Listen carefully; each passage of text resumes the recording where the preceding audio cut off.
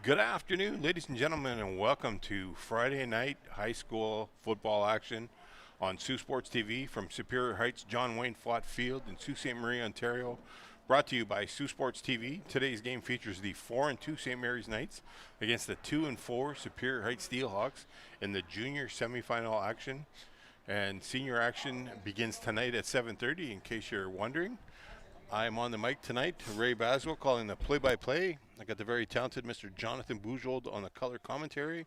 We got rockstar Chris Carr manufacturing a little bit of action on the camera over here, and we got the big boss Jay Houselander in studio providing us with all the technical abilities, and Shaw Houselander somewhere transitioning between Chabot and Thessalon right now. He should be in later on this evening. So JB, what do you think is going to go on here tonight? Well, a couple of things from Thanks, both Thanks, perspectives. Robbie. With St. Mary's, you've got a really big bench over there, a lot of depth. This time of year, that starts to prove itself very valuable. All As right, you start folks, to figure St. out Mary's to who kick your off. guys are as the season goes on, you also have more attrition when it comes to battling through and surviving injuries. And with Superior Heights, a much younger group, so Like a group that George also Gould didn't have as back much for SMSFL Superior experience Heights. as the St. Mary's group. So you expect to start to see them to put it together as that experience factor starts to balance itself out. Cool. So St. Mary's won the toss and the deferred and about to kick off, and we're off. Nice kick down all the way to the 15-yard line, and number 12, Ben George, on the return, working his way up the field, avoiding a few tackles, crossing the 37, almost to the 39. So George brings it all the way down, 20 yards on brought the down run by back. a host of Eventually St. run out of Mary's bounds. defenders. So, as you mentioned, JB, Coach Bono is going to have all his kids ready to go. He's well liked by all his kids over there, and he's definitely one of those players' coaches. And he's got a great staff, and but you can't count Coach Klooster out. His teams always overperform in the finals, and I'm sure he's got a couple of tricks up his sleeve. And typically they go to the run, but they've had a really good success there with their pass game this week with this year, with Nick Joseph. So I expected them to go to the air a little bit and try and blend in a little bit. So Yeah, they got an interesting package here. I don't know if this is going to be a legal formation if they do run it, but it looks like they have it figured out there for the most part. They do have some covered and uncovered linemen, so it will be interesting to see if they declared everyone properly here to start things off. I don't see referee Grev reaching for a flag, so a little screen out to the far side, and a big run right off the bat. He broke free. I can't see who it is, but he's running. Looked like I couldn't see the number. I'll be honest. Like, number 20, perhaps? William Gould would make sense. William He's been Gould, a big player for this team all year. And right away, what a move by Coach Klooster. You mentioned it before. Can't count him out. He's a championship coach himself here at the junior level. And he goes right to one of his weapons to start on a gadget play. Well designed. It's silly of me to question whether they made sure that they were all set on that one. Oh, no, I wouldn't think it was silly either, because, you got to look at all the dynamics and make sure that everybody's declared themselves ahead of time. And, for me, when I only seen one person on the line from the right side, but send us a message or something. We'd it's love to acknowledge them. Plus, we have to put it on the score sheet. so great play there by and they're going out to this look again, trying to get 2 points. So not counting on their kicking game, which they do have a terrific kicker. I've watched Gabe Beaton kick some great kicks this year. So. Yeah, absolutely. And a timeout early here by Saultsports. So we're going to shoot it over to the booth right now with our sponsors right away.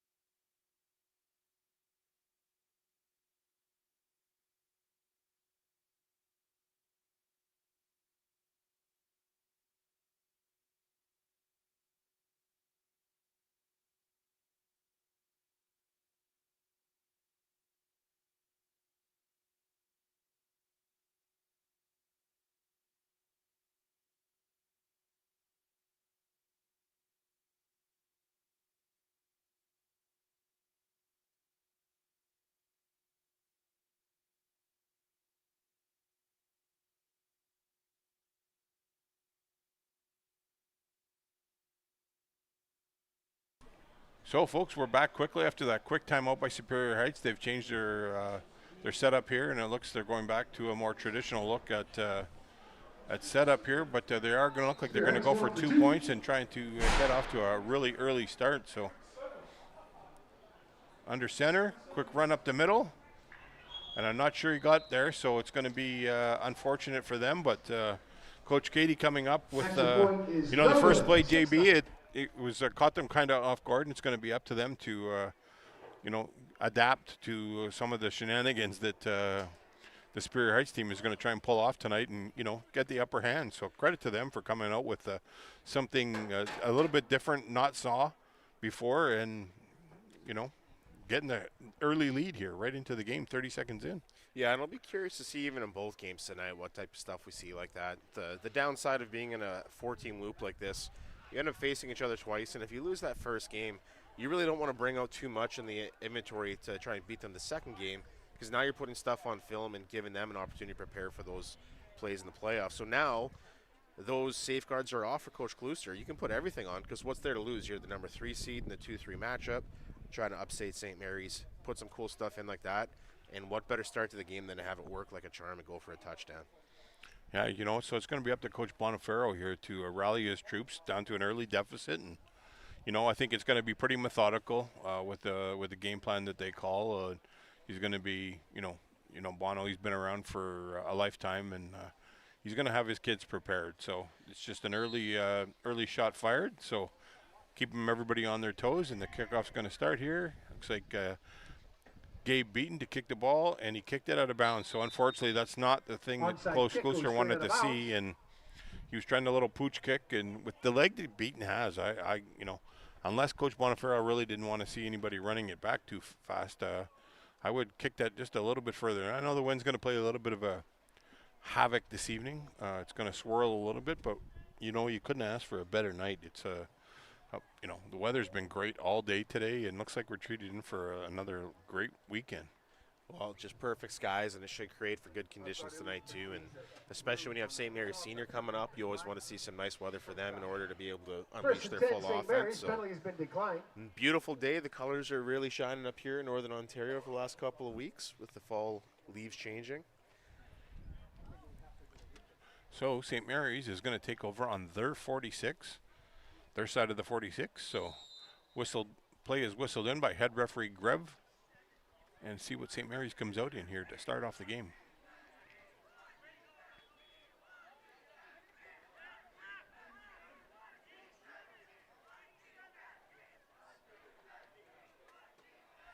So they're under center. Quick handoff here. End around. Cole Bailey gets for number 80, Cole Bailey with family on board here. Mom is over in the stands. Dad's down here, grandparents. Auntie Joan here with my old buddy Donnie Mack watching the game. Yeah, great little start. Some misdirection in the backfield. Get a little play outside.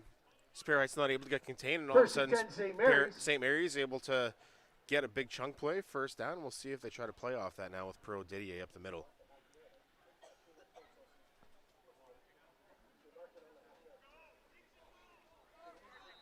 So back under center.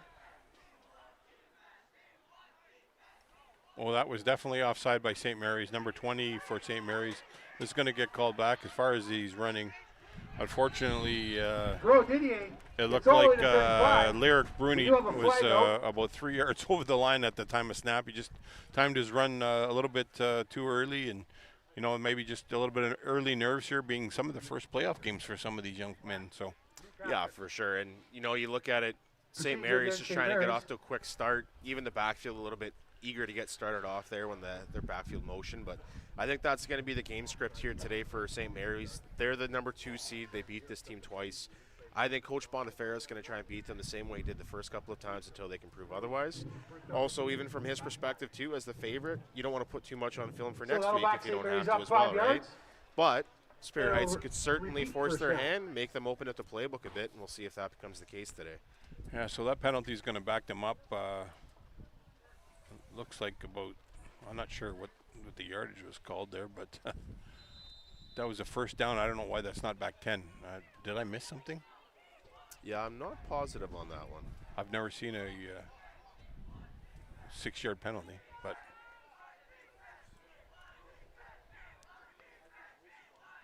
under center, quick handoff here. St. Mary's goes back to Pro Didier. So he got about 5 yards. So 43, right? Yeah, Pro Didier has been fun to watch this year. He just runs so big. He is a big kid to begin with, but he also runs with a bit of aggression, low to the ground.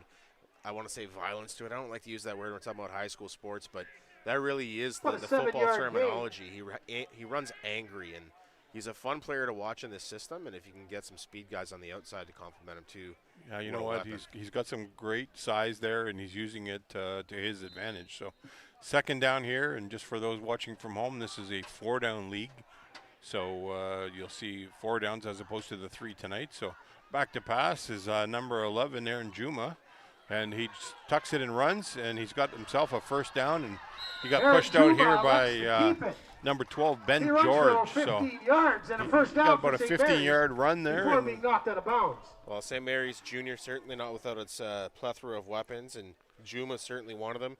Plays at the quarterback position. I think you could probably call it more of an athlete position in this offense, though.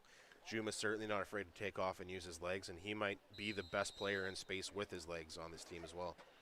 Yeah, you know, they weren't sure when they settled on him whether that's the spot that he was going to be, and he settled right in nicely. So 38-yard line. First down from St. Mary from the Superior Heights 38-yard line.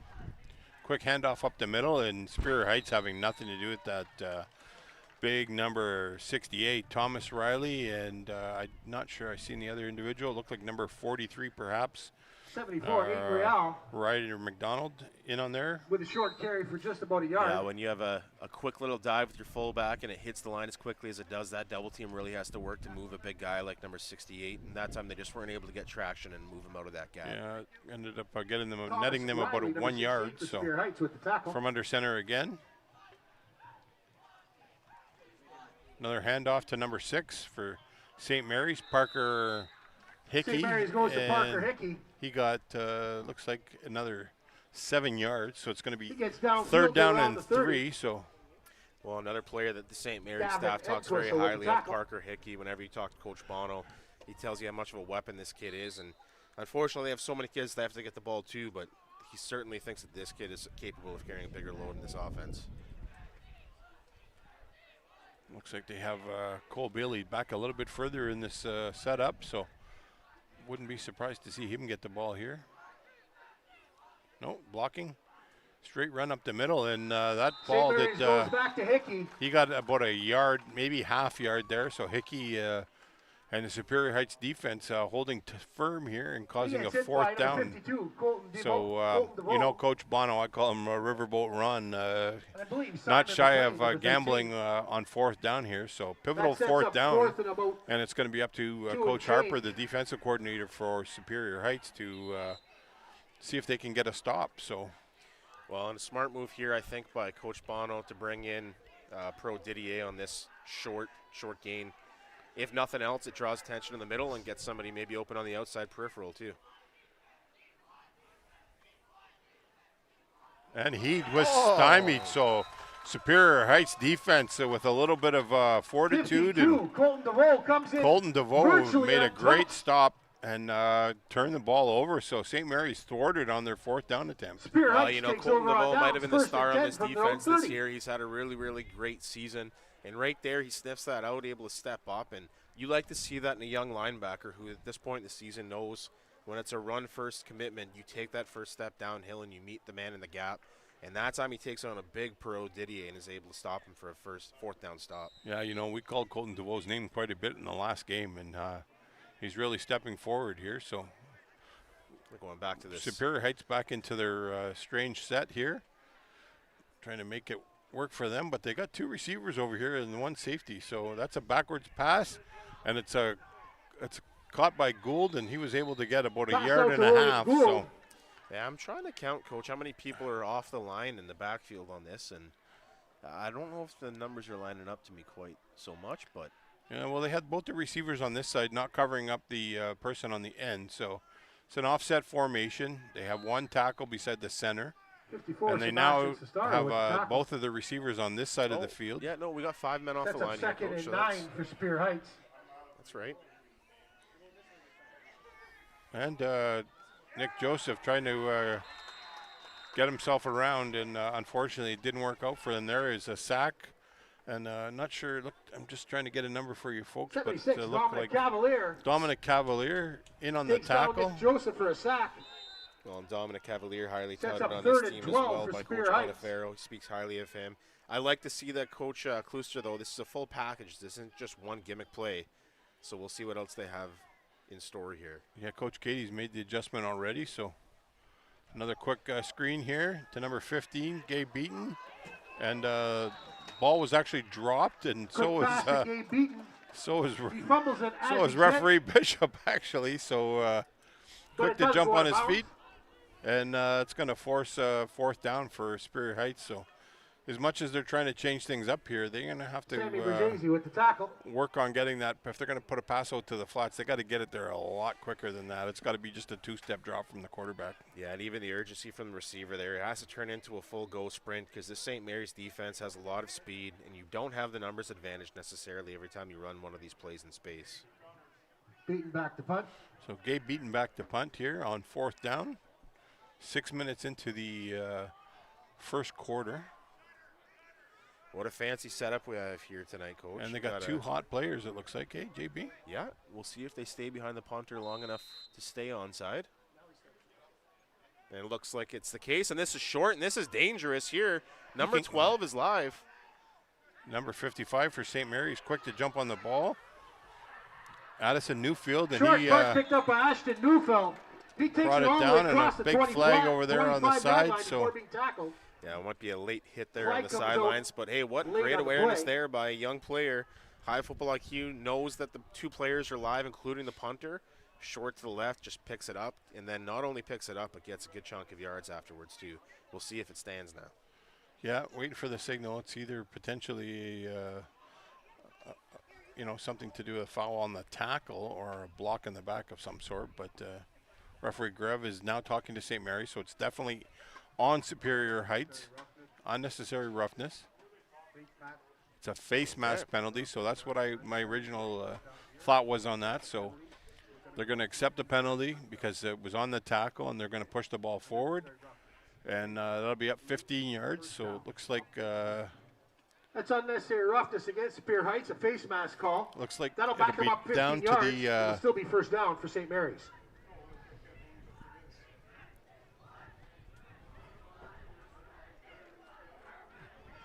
Well, and Superior Heights was able to stand tall there on that 4-down stand.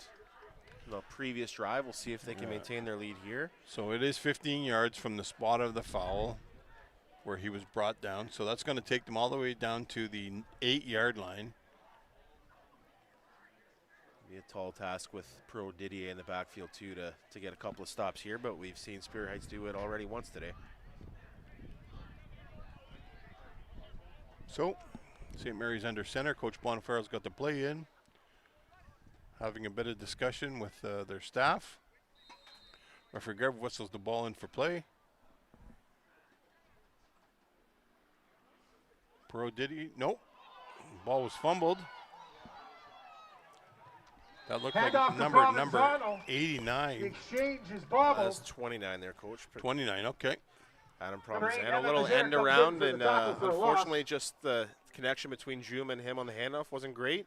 Kicks it around a bit, but fortunately able to recover the ball himself because Superior Heights was closing in on him, but that creates a little bit of an opportunity for Superior Heights here to potentially get another stop in their own red zone.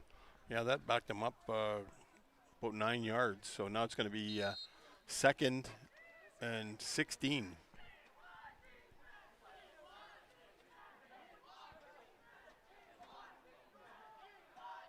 So St. Mary's under center. Ball back for pass. Got the receiver running wide, and he looked like he lost it a little bit in the sun. Some great coverage there from Juba looking deep. Excellent Hey, pass. you know but I what? believe Great it was ball lost in there the sun. by Juma. Throwing it to where only his guy could get it in Ball's the corner. incomplete. Can you see who that was there, Coach, on the receiving end, the target? I'm Attention not sure number who the target was, but the defender looks like either Evan Pass intended for Mazier Grayson or Giordano. Anthony Charters. It's way over on the far side of the field, and those silver numbers still hard to see when they're single digit for sure. Well, St. Mary's have dug themselves a bit of a hole Third here. goal from the 18. Third and long to go, or goal and long to go, it seems. See what Coach Bonifero has dialed up.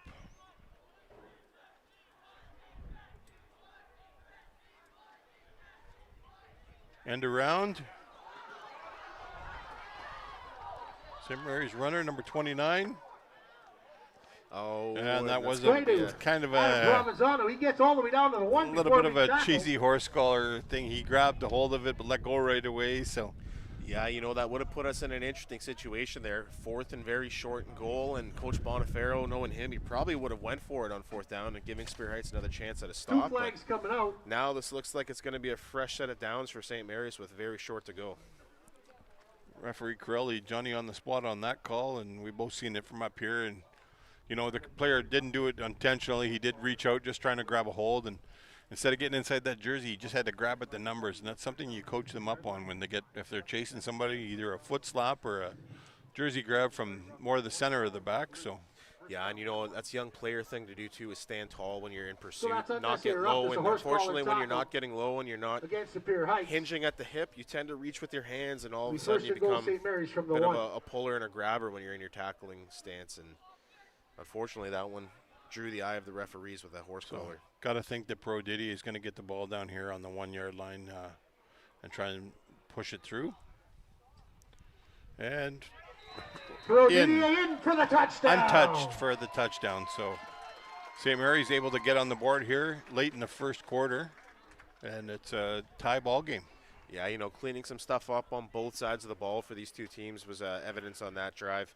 St. Mary's with a couple of fumbles and a couple of miscues on plays, things that you hope they can clean up here today, especially at this point in the season. And then Superior Heights, just some discipline issues with a couple of penalties that gave away what would be the equivalent of 30 yards in total. So we'll see if both teams can clean some stuff up here as we get closer to the second quarter now.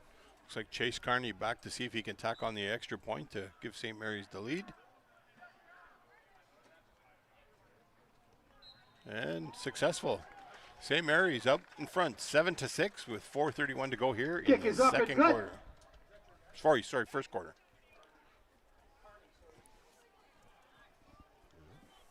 So just to give you an update on our sponsors still, the same great people giving us an opportunity.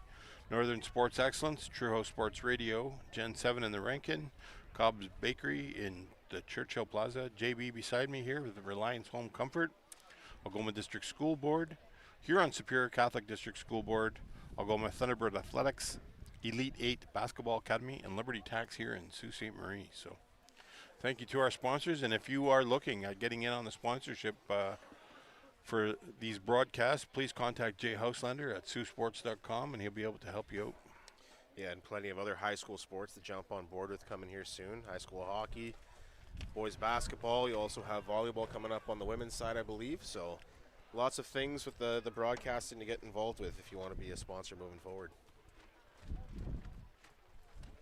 So it'll be interesting to see what Superior Heights does here on the after their kickoff, whether they come out on that set again and see if St. Mary's can defend it again, or if Coach Klooster has another wrinkle in his offense to share with the team. So, yeah, and you know, as teams get more settled in here, as they get to know what the game plan is, you start to see some adjustments. And I don't know how deep that bag of tricks goes for Spear Heights. They might have to go back to some old faithful stuff and see if they can execute. But they're in this game, and that's what they wanted here early on. Speaking of bags of tricks, I'm interested to see what Chris Carr, Superstars, got in that bag here beside us.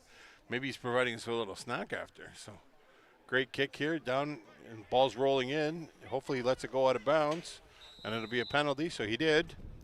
Line shot takes St. Mary's bounce, but eventually William Gold was thinking about picking that up, and I think the best case scenario happened for him because it got out of bounds. So yeah, fortunate for him, the ball made the choice for him. It just rolled a little too fast for him to get up to it, but fortunate situation here. Spear Heights with an okay field position to start with now. So the ball now is going to get pushed up to the 40-yard line, and Superior Heights will begin their offensive series. Yeah, and I'd like to see them get Nick Joseph a little more involved in the pass game too. So far it's been a couple of behind the line screens. He's a really talented, tall whip arm quarterback, so it'd be cool to see him get a little bit of experience Okay, folks, trying to with the lead a penalty few for drives kicking here out in of a bounds, playoff or go Superior home Heights will situation. get the ball on their own 40.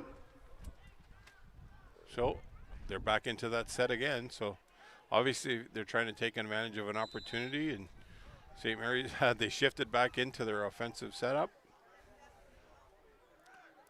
It looks like they're a little bit heavy on the right side here, on the boundary side. Hand up right up the middle, and St. Mary's having nothing to do with it. So he got about 3 yards. Handoff right up the middle. I think he's got 94, Heath Desjardins. number 8, Ethan Mazier, on the run up the middle, and he was running really upright. And I think when he hits the hole, he's got to go back to. Was also in there. So 2-yard gain. Yeah, especially when you run into a lineman or a big guy like Heath Desjardins, he's gonna he can arm tackle you, unfortunately. So you have to get low and fight through those. Ooh, that's offside. Yeah, unfortunately pass is almost picked off. Superior Heights, Ben George crossed the line, and it was almost picked off by number 54, Sebastian Sestero. So yeah, when you see that, as you know, Nick Joseph, maybe as experience starts to kick in, you know that free play's not for you, so maybe just throw that ball away, try to get away with not turning it over. Lucky and fortunate that there was a drop by the defense on that one.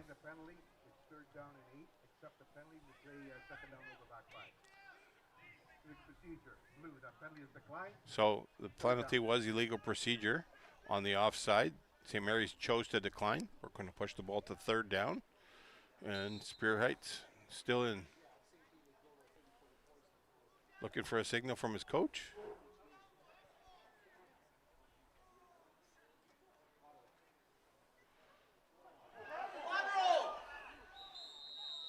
Yeah, unfortunately, the pass was to Gabe Beaton, and he didn't look it all the way in. And pass is dropped by Beaton. Pass was knocked down, but luckily he made an assumption that the ball was a backwards pass behind the line of scrimmage, call it an incomplete pass. And he jumped on it, but we're just waiting for a call from the referees whether it was backward or forward. So yeah, and for young players out there watching, just be safe and jump on it anyways. Let the officials figure it out from there afterwards. Just don't even give them a chance, right? So the referees determined that it was not a backwards pass, and they ruled it as an incomplete. So Superior Heights will be forced to punt.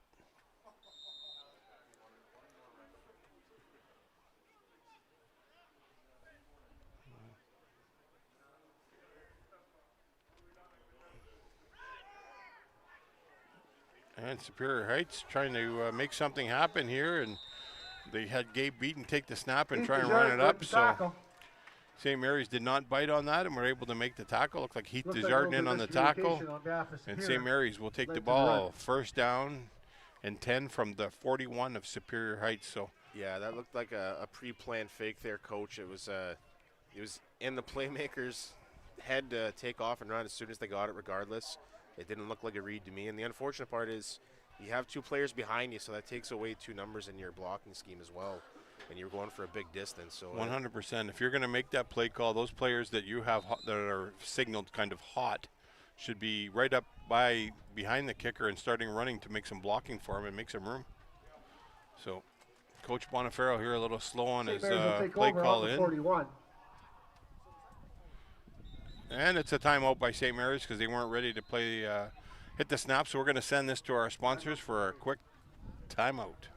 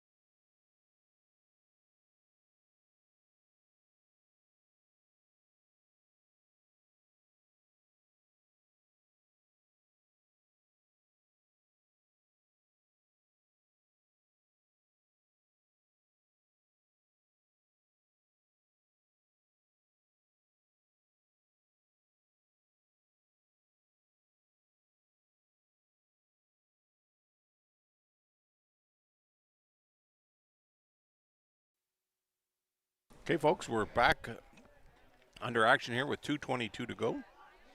St. Mary's first down here from the 41 of Superior Heights. Quick pitch out here to number 6, Parker Hickey.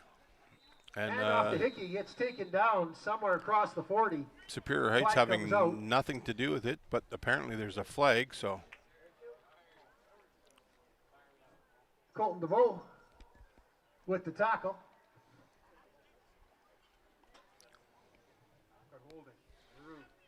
So it looks like a holding call on St. Mary's, and I'm assuming that they're going to back them up 10 yards. So it'll be a 10-yard penalty, and they'll be back, so it'll be 2nd and 20 from the 51 of Superior Heights. 2:16 to play, 7-6 the lead for St. Mary's, trying to build upon their lead. Now that they're both kind of settling in on defense here, JB, I think it's going to be up to see who can get the offense rolling. Yeah, and who makes the fewest mistakes, too. Penalty yards have played a big factor here and just tidying up some things. So oftentimes in a close game, in a playoff like this, it's whoever makes the fewest mistakes in crunch time that comes away with the win. Back to pass, and it looks like he's going to tuck and roll. And that was close to a blindside block, and I think we're going to get it. So that's a good call, I think, there, Coach. That's from behind, 2 hands on the back of a player who's trying to turn, and they've eliminated that for a bit now here. You just can't make contact with someone from the blind side. Downfield, there's a flag at midfield. So that would be probably around the 15-yard variety, if I remember correctly, depending on what referee Greb calls. So.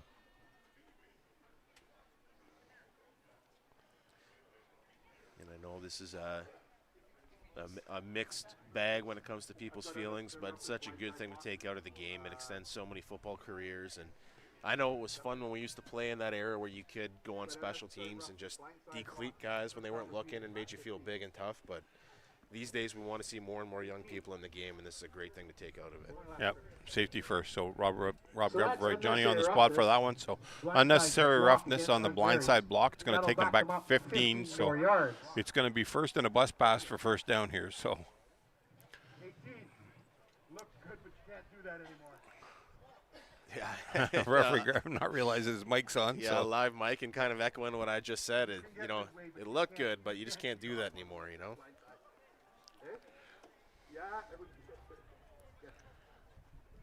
I think That's first Seth Kahn there just gave him the heads up that we're all involved in his conversation there. So. For those of you who've been at the field, this is one of our PA announcer's favorite moments in the game when he can say it's 3rd in a country mile or 1st in a country mile. 30-plus yards to go here. Quick handoff here, and Superior Heights is all over that. So he didn't get anywhere. I think he got to the original line of scrimmage, and it'll be 2nd down. So Parker Hickey, nowhere to go on that one. Hey, you know what? Credit to the Superior Heights defense here today. They've lost 2 games to the St. Mary's team here. The first matchup was a lot closer than the second. I think the second one was just Superior Heights trying to not put out too much to give away for the playoffs. But this front 7 has made a lot of plays at the line of scrimmage. They're getting involved in the blocking schemes, making it difficult for St. Mary's to get anything rolling here.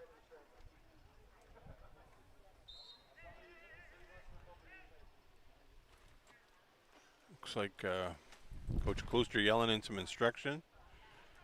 He's almost way onto the field there. We've seen a penalty called on that last night. They're going to not let that go too often. So ball's whistled in for play. End around for Cole Bailey. Trying to scamper his way forward. Looked like he got about a yard, and Superior Heights defense standing up tall again. Yeah, certainly doing a great job keeping everything inside, turning it towards all the help that you have with your linebackers flowing to the ball. We're going to see Superior Heights maybe force St. Mary's to open up that offense a little bit and get more into the air and let Juma see if he can't make some plays that way here, moving forward into the second quarter. So 3rd down and a bus ticket here for first down. And it's counting back on the clock, so this will be the last play of the first quarter.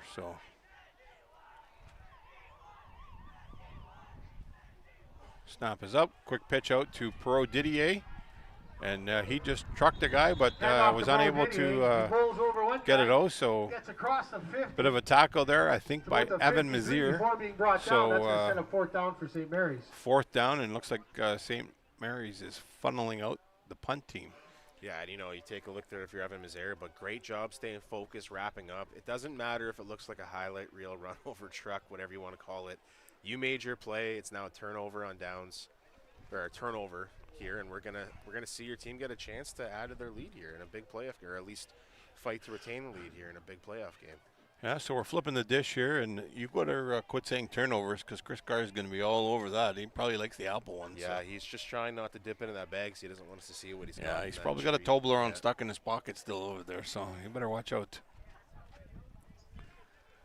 That's the end of the. So St. Mary's will be punting into the wind now since they switched the field. So never count out any shenanigans by Coach Bonifacio, I'll tell you that.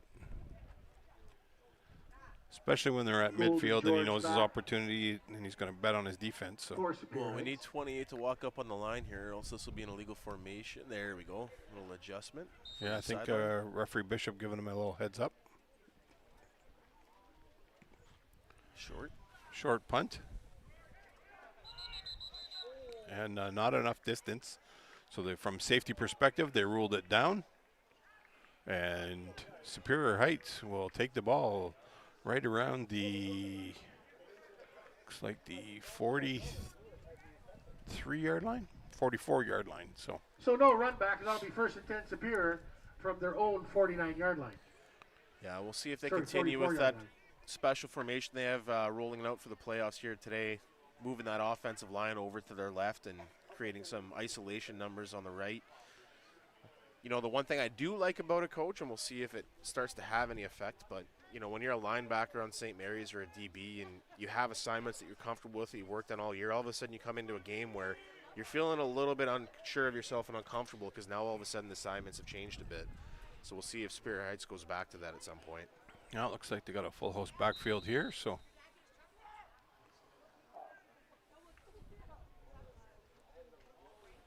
Handoff right up the middle and stuffed and a little bit. And looks like a good strong run here by Evan Mazier. It looks like he got about 6 on that play, so referee Bishop spotting it right on the 50-yard line. Gets almost to the 50 before being brought down. You know what? First quarter's over. You had some success with that old package, but go back to your run play. See if you can get a little bit of a drive that way. You have 4 downs to work with.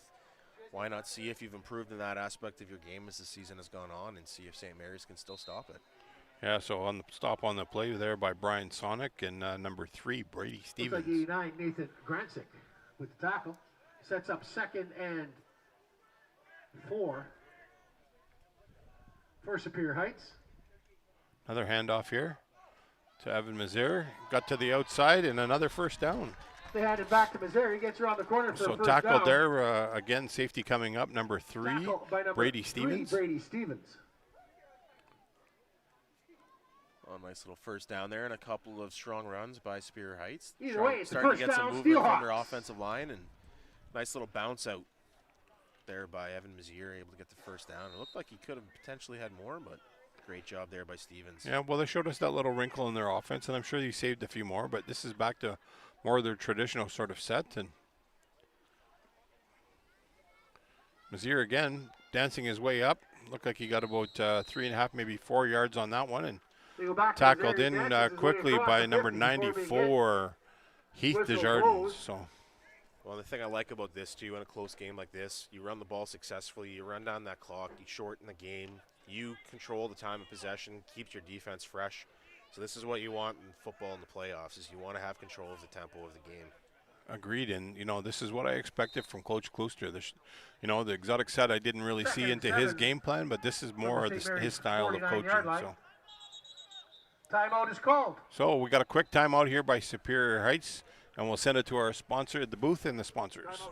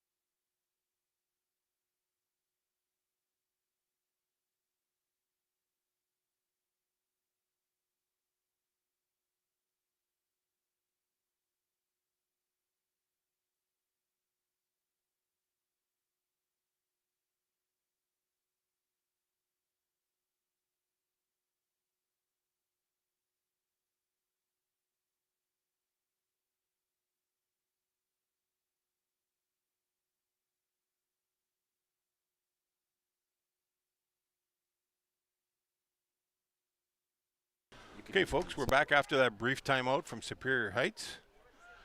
Second down and 7 to go. Nick Joseph under center. Fake handoff, rolling out. Hit number 12, Ben George.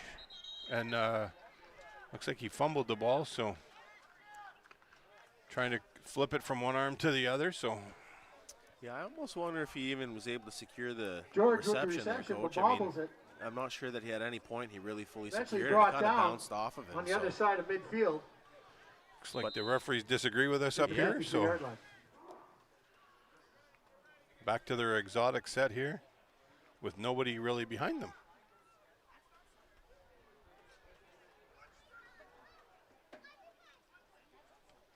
So a quick pooch punt here. They did on third down, so a quick run back here. Brady Stevens jumps all over it. Brady Gets Stevens around the and corner and back to almost the 40 before being tackled out of bounds by number 20. Yeah, and some might ask Gould. why you would do that. Well, I think the logic behind that is when you have a couple of guys on side in that case because you have some waggle wide receivers.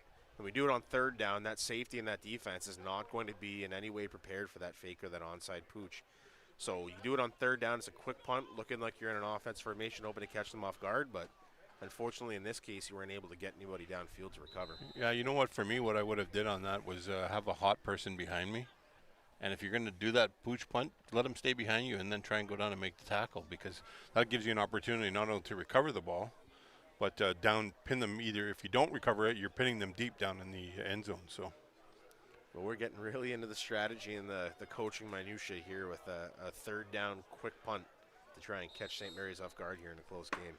So it'll be St. Mary's first down from their own 39.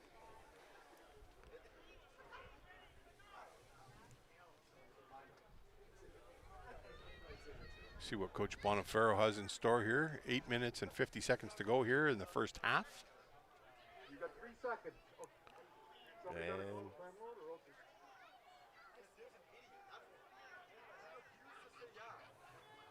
oh, St. Mary's tried to sneak somebody on and then Pass outside to Cole Bailey, falls incomplete. are they trying to hide a receiving option there on the sideline for a quick throw there, Coach? no, I don't think so. It looked like they were short, and that's what their quarterback was signaling for. And referee Grev's not understanding that he still has his mic on. You know, And I think Phil Bombaco will let him know. So there's a chance that Coach Bonifero was saving his last time out there for a close he had none potential left finish. Oh, true. because when Rob's mic was on, he let us know that Blue had won. So quick handoff here to Perot Didier, weaving his way through. Good strong run, enough for a first down. Didier gets clear up to Well, midfield Pro for Didier about certainly looks the 17 part, yards and a Coach. first He just down. runs like he's so much older than he actually is. He has some aggression. You can tell he watches football. Gould, He among loves others, to in on the tackle. study some runners out there. He had a quick little cutback and a little swipe of his arm to get the extra 5 yards and runs downhill, runs tough. He's a fun player to watch run the ball.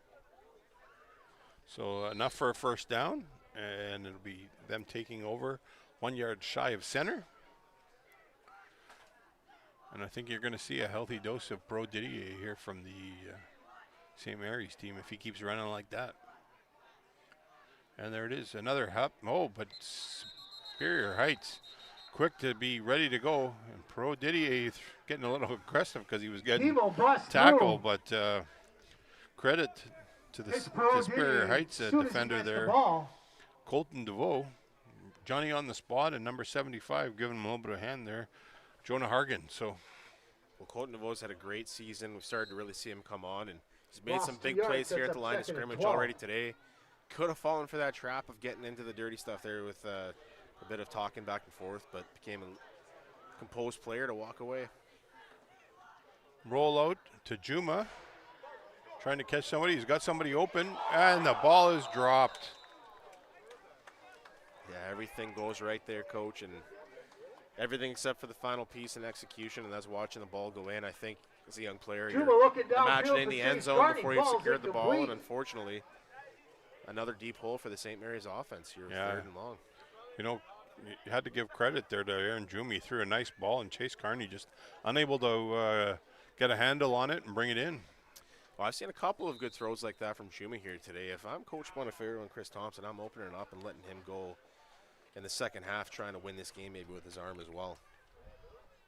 So 3rd and 12 looks like.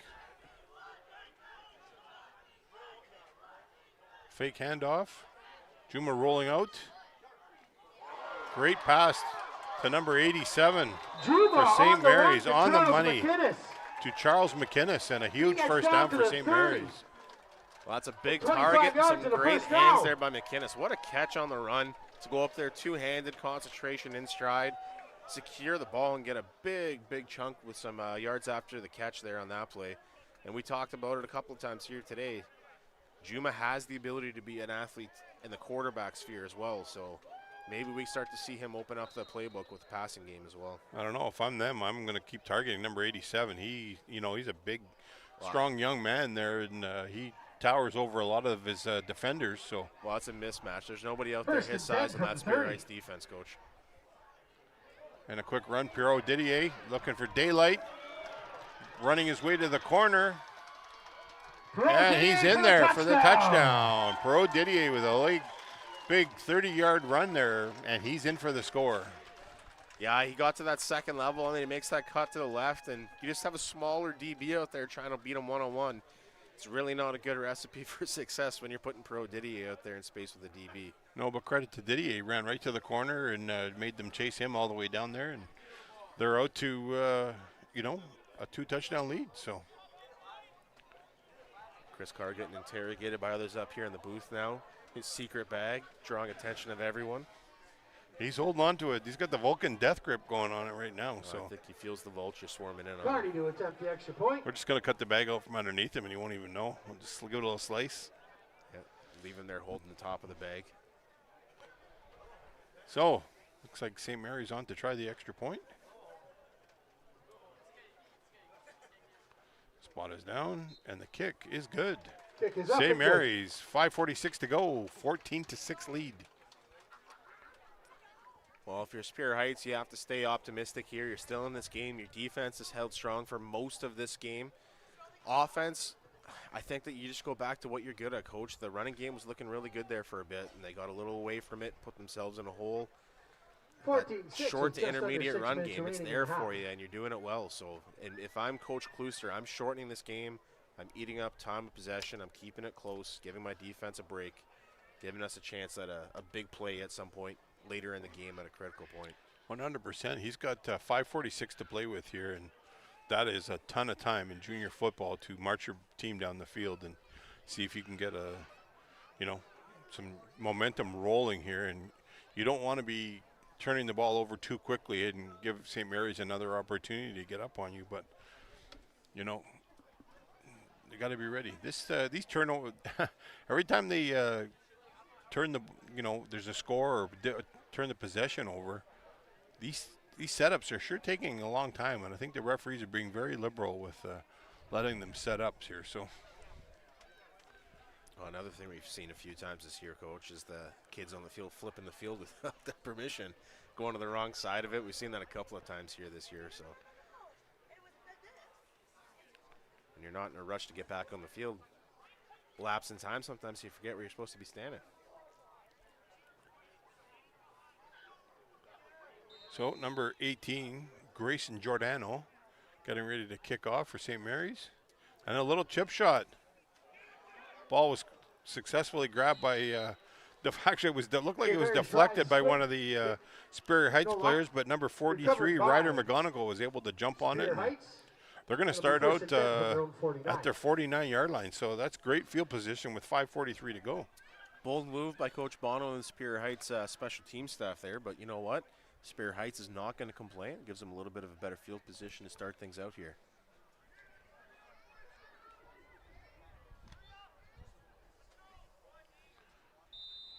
So, first down from the 48.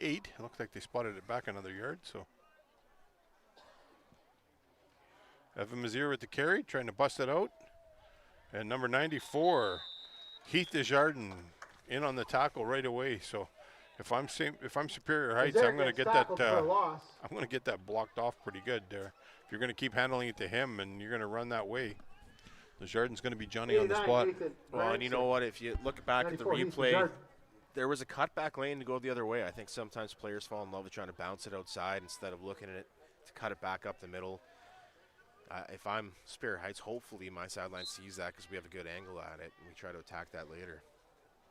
So back to their exotic set here with 5 out to this side of the boundary side of the field. A quick pitch out to William Gould and trying to get something out. He breaks through a few tackles, and number 31 for St. Mary's, Brian Sonic on the tackle, but he was able to gain about 6 yards there. So, you know, there's still so much you can do here with this offense, and I don't know how much they have installed and how much time they had to make it complex, but those 2 wide receivers they have on the far side too, you're not getting a ton of pressure on Joseph. He's got time to get quick passes off.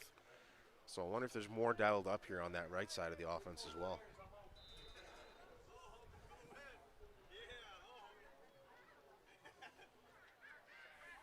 So Nick Joseph back, and that was thrown to nobody. Pass over everybody's head, falls incomplete. I guess the intended target would have been number 19, Ryan Oliver, but that was far from being way over his head there. So 4th down, and looks like Superior Heights has elected to punt the ball away. So they had a bit of momentum at the start of that little drive. 4th and 5 for well, Superior we Heights. talked about going back to the run and not getting too involved with the offense from the passing standpoint because we're trying to eat out the clock and not give St. Mary's too much time. But a couple of incompletions there, a couple of passes that don't get very far, and now all of a sudden, if you're St. Mary's, you got a real shot at making this a 2-score lead. 100%, and they got their 2 hot gunners coming from about 5 yards behind their kicker, and their kicker is really far back. Usually you like to take that snapper on the 7 or 8 yard line, and good punt here by Beaton. Ball all the way down to the inside the 10 yard line. Dylan Dewar unable to grab a hold of it originally, but now he picked it up and got himself back out to the 15. So Dewar gets it back to what looks like the 15 Superior Heights, yard at the very line. least, you've pinned St. Mary's deep in their own zone here, and you're making them have to march the entire field. And we'll see if Juma and Pro Didier and company can march again. They were pretty efficient moving down the field in the last drive. We'll see if they figured something out here.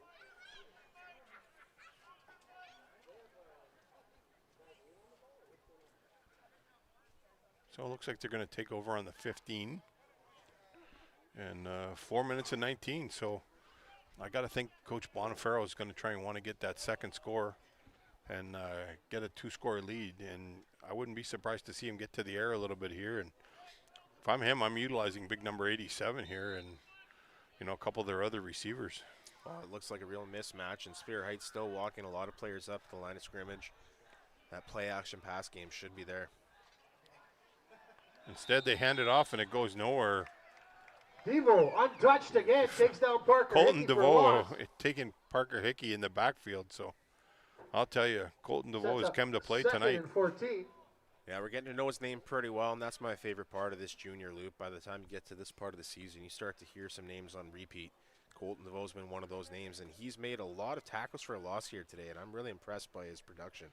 Yeah, he seems to be hitting the hole with full speed there, and he's in, seeing exactly where the ball is, and, you know, he's talking to his players and coaching them up.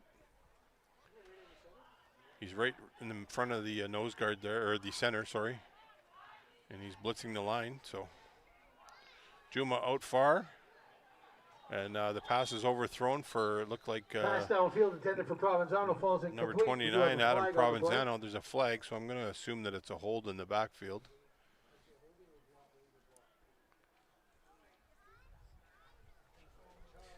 Yeah, I know. I've got holding.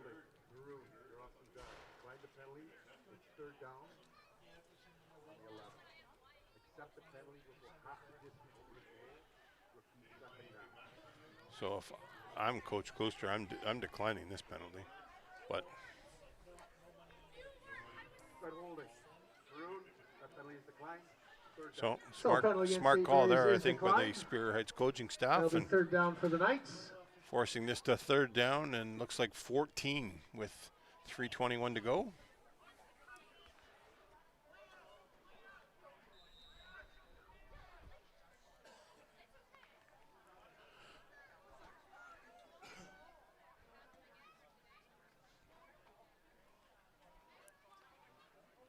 Well, it looks like St. Mary's is back in their set here. And they chose to run the ball. I'm shocked. I really am. Superior Heights was all over that, and now they're going to force St. Mary's to punt the ball here. Well, Superior Heights came into this with a clear plan to try and stop the run game. They're Gold stacking the box. They're doing a great job with gap discipline and are taking away the run lanes. If I'm St. Mary's, like, you got to make an adjustment here. Superior Heights is telling you they're challenging you to beat them with that pass game now. And unfortunately for St. Mary's, it's effectively shutting down the run game. So you do have to go to the air to try and balance out this defense. Well, I'm sure you're going to see they're going to need Chase Carney to get a good one off here. And, you know, you got Evan Mazier right here short and a couple, and William Gould in the back. And they're going to send it. Oh, no. Ball's deflected. Decent enough kick. And that's definitely not what you wanted to see. It went off the shins of the Superior High player. And St. Mary's Knights. Looks like St. Mary's was able to recover the ball. Looks like big number 87. I believe that was 87, Charles McInnes. Charles McInnes able to jump on the ball. So an unfortunate turn of events. Number 12 was unable to secure the ball. Ben George and Coach Kloster giving him the business about what he needs him to do. So yeah, it's just so frustrating. You have a great stand there as a defense. You get the ball in great field position if you field that clean with 2.5 minutes left to go here in the half, and now it's like you just gave up a big first down instead. Yeah, for sure. And that was could have been a pivotal point in them for them to get the ball back here. So Juma rolls out. That was a block in the back that I think they let go. That was the exact same thing that happened on the previous play for this big offense. Strong hit Juma there. goes around the end, gets across the 40. By number 12, Ben George, knocking him out of bounds. And Good hit. Right after the first down. Ben So George, big collision. Good enough for a first down. Yeah, a couple of decisions there by the officials. One, I think that was the exact same penalty they called on the last offensive play. Block from behind on that front side tight end on the QB rollout, and then a late. I think that might have even been a late hit there at the end, but I'm not too sure about the late hit, but you know, Rob Grev was right down there, and Rob never shied to throw the flag if it's needed. So he must have saw things a little bit different than we had. So, anyways, first down, St. Mary's, 2:29 to go from their 41. Yeah, you got to call that one. Superior Heights, number 90, Caleb DaCosta jumping into the neutral zone, and you know, he stayed there for a little bit. I don't know what he was waiting for. If he would have got himself back, they might have not called that. So, yeah, unfortunately, when he set up camp in the neutral zone and decide to stay there as a squatter, they're going to have to throw that flag. Superior Heights, that'll be a 5-yard penalty. yeah, First and 5. 5-yard penalty, so 1st and 5.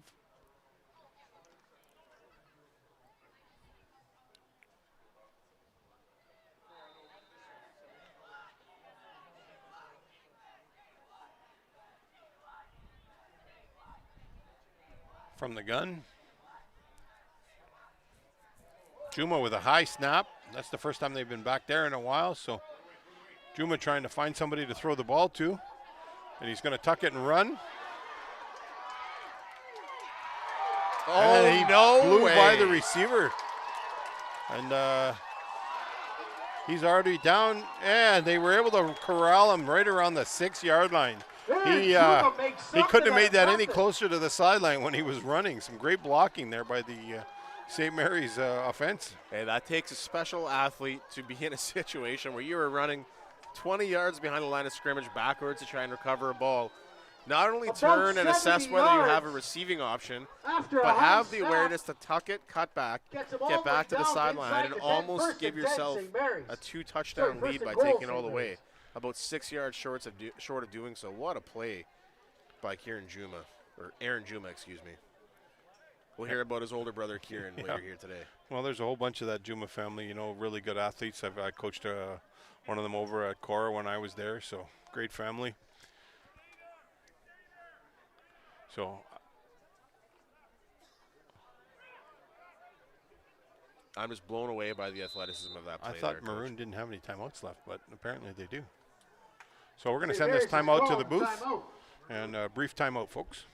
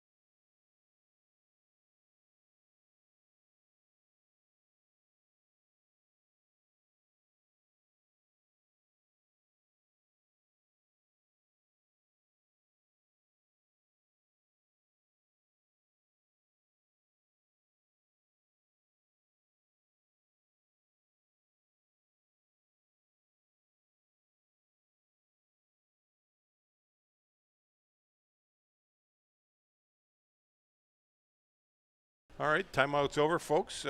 Coach Bonifero with his sundial walk over to the bench.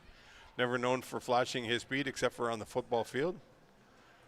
Coach Klooster walking off as well, so definitely a TSN turning point here. Or SAULT turning point with that big run back. And if I'm them, I'm definitely running the ball.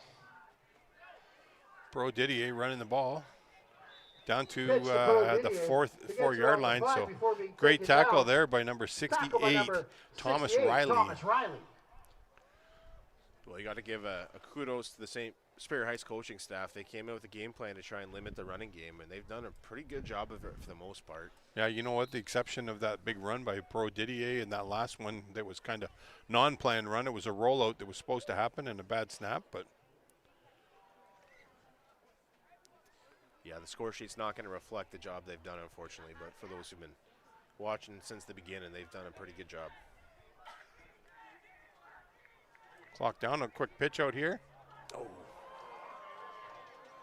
Pitch to Hickey. To Hickey, and he breaks the tackle and gets in. You know, had Marcus Gold wrapped up there, he might have had a chance to bring him down, but he chose to give him the old shoulder check, and Hickey just bounced off that and got himself into the end zone. So pivotal point in the game here, getting the St. Mary's Knights up 2 scores with 1:35 to go and ready to try and add on an extra point. So yeah, you had Michael Bishop and Anthony Charters in there too, it looked like, and a couple of chances, but you know, just can't be arm tackling, can't be shoulder checking, and unfortunately that's a part of the game that teaches you. You gotta pay attention to the fine details, because that could have been a preventable touchdown. So snap, up, pinned, and blocked. Looked like number 13, Elijah Cooper, was able to sneak in and block that extra point. So 20-6 and you know is what? the score. That block makes a difference, Coach. That's 14 points as opposed to 15 now. So instead of having to go for 2 on a play, it's just a 2-score game and a couple of extra points, and you're back in this. So if you're Coach Klooster at this point, and you've been trying to run the ball and had some success, but now you have 1:35 to get the ball, depending on where the kick goes, you got to get it down the field and get yourself into range. And you know what? Don't forget that Gabe Beaton got a great leg, so they got to get him somewhere into field goal range if they're not going to get in. And this is the opportunity. We'll see what he's going to do. So, yeah, I almost wonder with that special package they installed for this week, if they don't have something with those 2 far wide receivers, some sort of crossing route, some sort of rub route where you can get one guy open on a quick release and potentially have another one of those big gadget plays break out for a touchdown.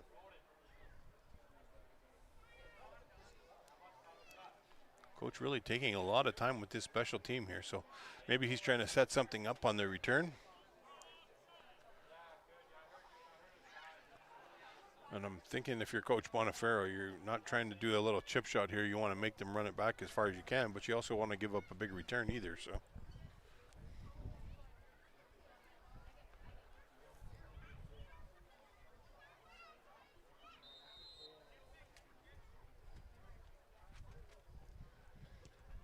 And chose to kick it deep. Another one off the hands. Luckily, it went off the hands of number 47, Griffin Del Parte, and not sure who was able to fall on it, but luckily for them, it wasn't another turn of events. Looked like William Gold was able to fall on it the second time. So we're going to see Superior Heights with 1:29 here to go in the first half. Seeing if they can get anything rolling on offense here and see if they can narrow the gap before halftime. And honestly, aside from that first play from scrimmage, this St. Mary's defense has been pretty stout here today. It's given up a couple of first downs, but that's about it. They have great team speed, great discipline in the DB core.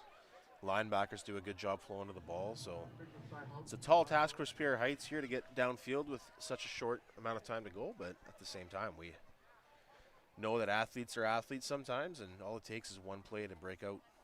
So we got an official's timeout for something. Not sure what it's for.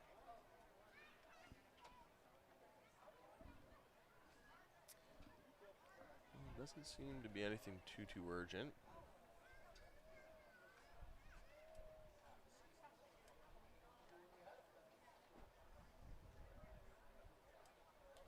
I'm not sure why there's an official's timeout, what's the delay here, but unless a kid had an equipment violation that they tried to get fixed, or there was blood perhaps. Yeah, if that's the case, maybe a good time to. Oh, we'll see here. About to be blown back in. If it was for blood, it might have been a 2-minute max timeout. So looks like we're ready to go though.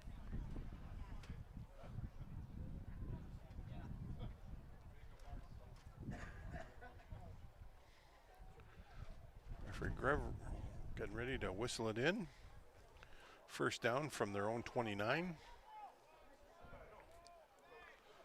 Looks like a quads left formation.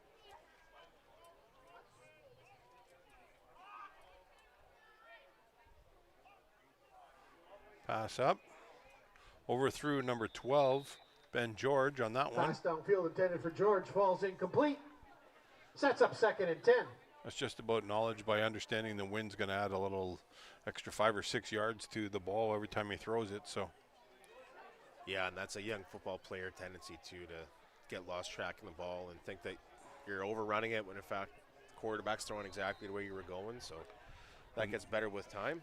I get this setup, but you're too far over. If I'm the defensive coordinator right now, I'm not even worried about this. Yeah, and like that's such a far throw. He can undercut this throw just based on the distance, but trying to create space over the middle like that, and he drops it. Oh. Unfortunately, it was a great pass, and he caught Ben George on the run, and that would have been definitely enough for a first down, and he just wasn't able to hold on to it. So, Coach, that's what I was asking for earlier. Just give me one of those quick crossing routes, something over the middle. That's the only place you haven't really attacked out of this fancy formation yet is those 2 routes on the far side. We'll see if there's anything else dialed up there.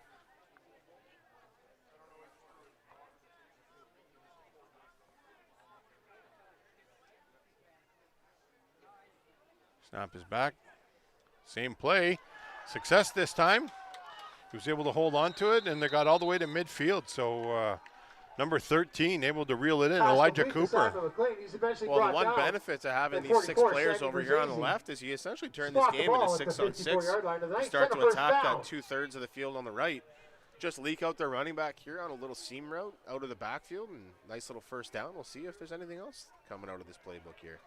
Yeah, but if I'm them right now, I'm not having them so far over on this side. I would want them, they're so far on they still got to be on. They're on the field side here, a country mile away. That's such a long throw to make, and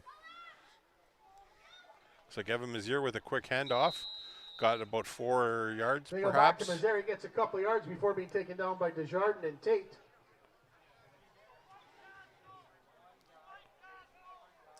Certainly a fun concept that makes you think if you're a defensive coordinator, though. And as an offense coordinator, I'm getting excited about See, now this makes more sense with the boundary side over here right now, and they're giving the receivers opportunities. Yeah, absolutely. Oh, and that was a duck. Yep.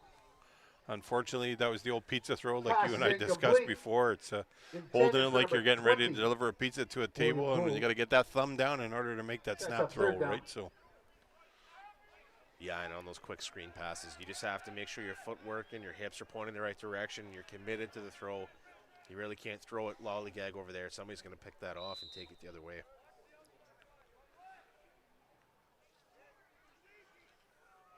So under center. Quick handoff up the middle to Evan Mazier. Looked like he got about 3 on that one. So it's a tough decision here if your coach I don't know what he's going to do. So, well, you know what? He's made the decision already. It didn't take him long on that one. This might be a critical point here in the game, Coach. I throw it deep, and worst case scenario gets picked, and it's like a punt.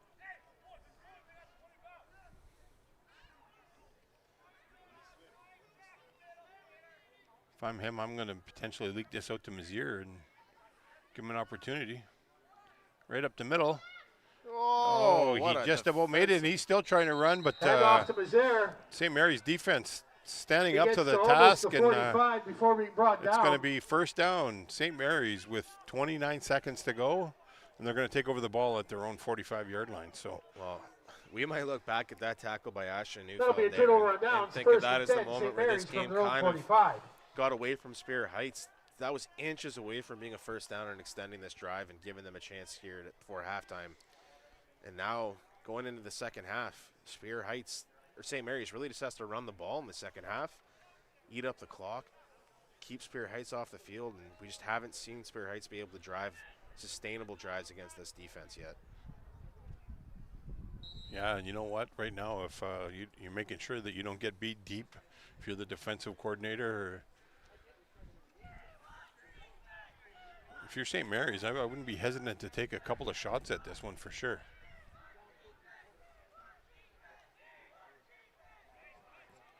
Handoff goes to number 19, Regan DeZordo, or sorry, my bad, Provenzano with the exchange, and that went nowhere. Ryan So McGonigal, first guy there. not sure that's the play I would have called. You're running a toss sweep maybe to the far side, but you don't have them come back into where the meat of the defense is. Yeah, I'm certainly not throwing the ball in any direction backwards at this point in time either. I'm just trying to get out of this half without giving Superior Heights another chance, and I'm moving everything forward, even if it's a dive. I'm not throwing anything backwards, including a pitch. Yeah, you know what? Just throw the pitch and let them run into it and run up the field. So this is counting down. It looks like Coach Bonifacio is just choosing to run this ball out, and we're going to have one more play. Provenzano goes up the middle for 9 or 10 Provenzano yards. got 9 yards there, so Tackle by number 13. we got Simon 1.9 seconds to go Sets after up referee third grabs, so we're down going to and have about 2. one play left. Coach Bonifacio making a decision.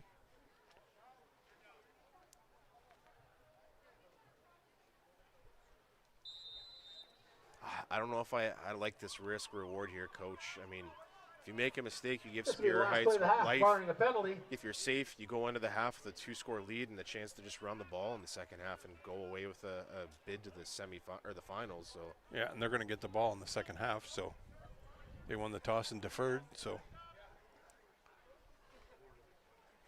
and there's the pass. Quick hitter to Cole Bailey. Little shake and bake here, but Superior Heights towel to the task, and that's going to take us to the half. We'll see you in about 10 minutes, folks. It's taken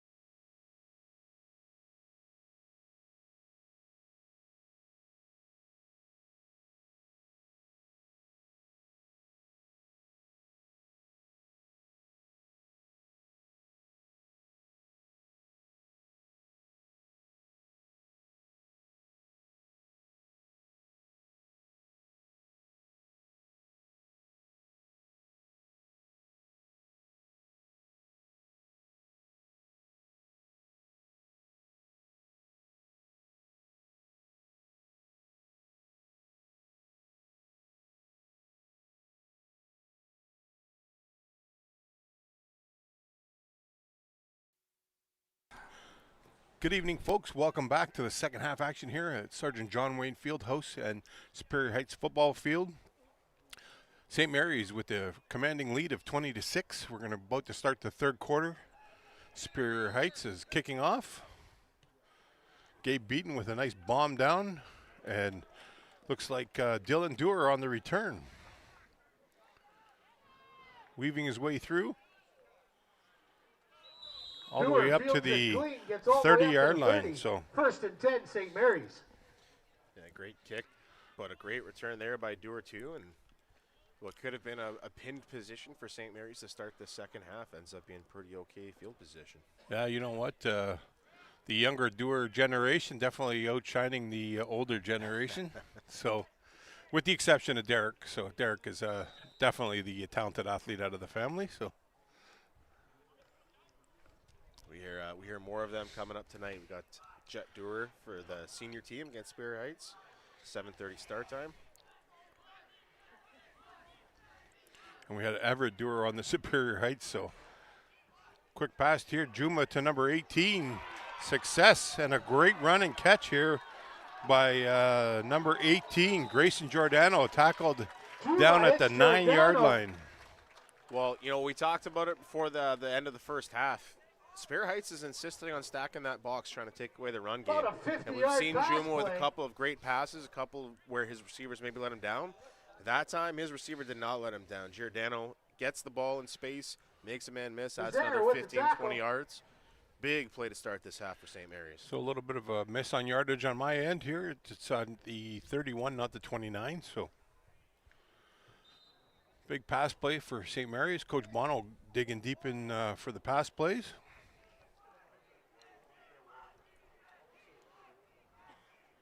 Back to handoff to Perot Didier, scrambling and making himself some room and digging deep, and a strong tackle there by William Gold and eventually brought down by Michael Bishop. And Michael Bishop for Superior Heights. So yards and a first down. Well, another strong, confident run there by Perot Didier, and you just see flashes of him really shaping up into a really good running back. He just looks the part. He runs big. He runs downhill. I can't wait to see him in senior to see how that translates and see if he adds a few more pounds, maybe some height. Certainly looks like a great prospect here in the Sault Ste. Marie Loop. 100%, but he's got that flashes of that he's in the college game, giving everybody the signals of he just got himself a first down. So another strong run here by Didier, but circled up really tightly, quickly there by number 47, Griffin Delpart. Yeah, the interior of that Superior Heights defense has been really stout today, doing a great job wrapping up. Meeting him at the line of scrimmage, Perot Didier is not able to get downhill a lot of times, being met by a D lineman or a linebacker right at the hole. So good job in the preparation this week. We've mentioned it earlier today, but unfortunately a couple of big plays by a couple of big athletes on St. Mary's have made the difference here so far. So second down, and it looks like about 9. And it looks like they can, is the stick inside the line? I don't see it down, so I can't tell if it's all the way down there. So quick rollout here by Juma. Tucks it under his wing. Pushing for the end zone, and he's in. The pass, but he likes to keep it. He goes in for the touchdown. Well, Juma is your quarterback, but again, he might be the best athlete on the team too. Such a strong runner, so shifty in space. Really mixes making you get a really good form tackle on him, but also making you break down because of his speed. So he's a tricky tackle to make. He's a great athlete. Like you mentioned before, Coach Bono was wrestling all year with her all offseason what to do with him, whether to put him at receiver, running back, quarterback, etc. But he's just a great athlete to have back there. Has a great arm and a good running back on top of it. Yeah, our boss wanted to get up close and friendly with us over here, trying to be part of the two-man group. We have a fancy new operation here today. We have a replay tablet here for us. And St. Mary's able to add on the extra point, so it's 27-6 for St. Mary's. Well, that's certainly how you want to start the half if you're St. Mary's. A really explosive offensive drive there and a couple of big plays. Juma opening up the game with the passing, and Perot Didier continue to do what he does, getting to second level and carving up the defense. So we'll see if St. Mary's keeps it up or if they or they start to slow it down and try to wear out this clock a bit. But well, you know what? That's a 3-score lead, and it's never in junior football. It's never enough. So I'm sure that we're going to see a couple of more tricks out of the bag for the Superior Heights team and see what they can come up with to try and manufacture some points. Since that first drive, they've been kind of stymied. So.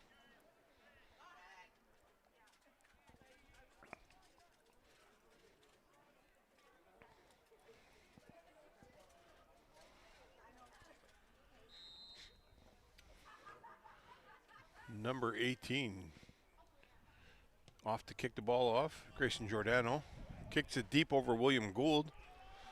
Ball's all the way down to the goal line. Gould trying to make a turn. Able to successfully elude a few of the St. Mary's defenders and got out to about the 9-yard line. So. Well, you can't ask for a better start to this half if you're Coach Bono. You have a massive offensive drive and then a big special teams play here. Hitting Superior Heights deep in their own end. It looks like it's going to go almost back to the 10-yard line here, if not on the 10-yard line. So uphill climb just became a little bit bigger for Superior Heights, and they're going back to this swinging gate formation, as your son calls it. Yeah, I think I've seen this on a couple of Dan Casey Dan videos. Videos for sure, yeah. Somebody I follow quite a bit on the internet. So for anyone who's a deep dive fan of White Pines' football past a couple years ago in junior, Coach Baz inspired a little bit of that in the playoffs against Cora. So it looks like we're going to have a timeout here. By early timeout, Superior Heights not able to get everybody on the same page and force Coach Klooster to call a timeout early here. So we're going to quit a timeout.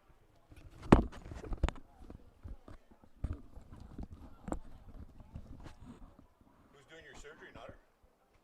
Slagle? Hey? Costine? Oh, yeah.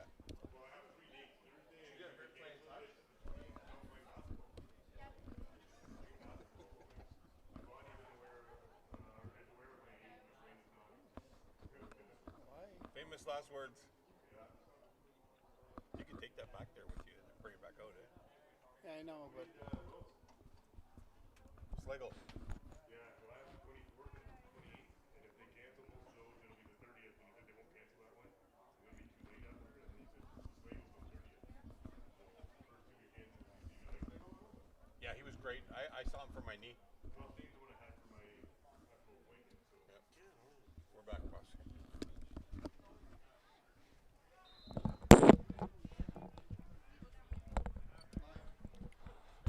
Quick. No, I got nothing on my mic.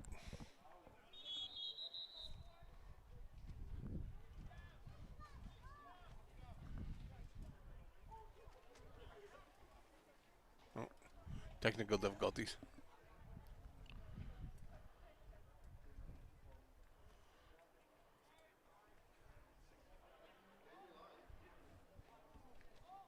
We can't hear each other. Oh, apparently we're live, folks. We're having a little bit of technical difficulties. Quick pass here by Superior Heights. Pass is incomplete. Pass is incomplete. Oh, Sets up starting to get something here now. Still having a little bit of issues, but 8:25 to go. Superior Heights third down from, looks like somewhere around the 10-yard line. So hopefully you're hearing us, but we can't hear in our headsets here. So Nick Joseph back in the gun. Snap out to him. A little bit of a pass. Oh. And it was a great pass. It was on the money, but unable to bring it down was great the effort, but Superior Heights incomplete. receiver. Yeah, and there we go. We're back live again, folks. We got something on the headsets here. So it looked like that pass was to Gabe Beaton, and that's their punter coming up with a little bit of a limp. So Superior Heights digging deep here. And if he's going off, he's their punter. So that'll set up. Yeah, you almost down. You're talking about a 21-point differential here.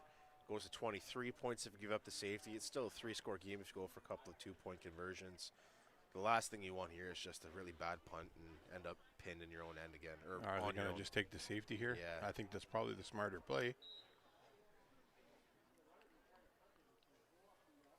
Oh, they're going to go for and they're punting it, and it's shanked.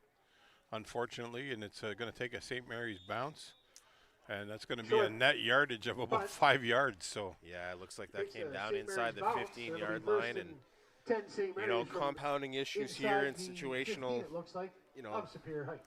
situational decisions have kind of put Superior Heights really in a difficult spot very early on here in the second half. Yeah, and they don't seem to be getting any ball luck. The ball just doesn't seem to be bouncing their way. We're not saying that it's bouncing St. Mary's way, but St. Mary's is haven't had the opportunity to have to struggle with it a little bit. So, yeah, unfortunately, when you're facing a team with better depth of bench, when you also have a team that has more experience and a little bit more pedigree, you need the ball to go your way in a game like this, and everything seems a little stacked against Superior Heights here. 8 minutes left to go in the third quarter. Well, looks like a quick timeout. We're going to send this back.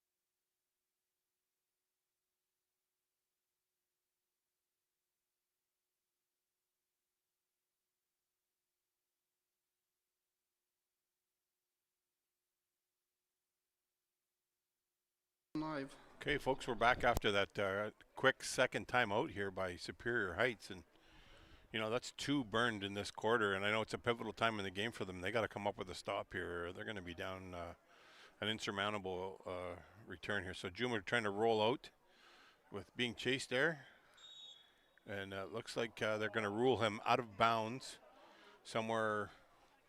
I don't know. I can't tell.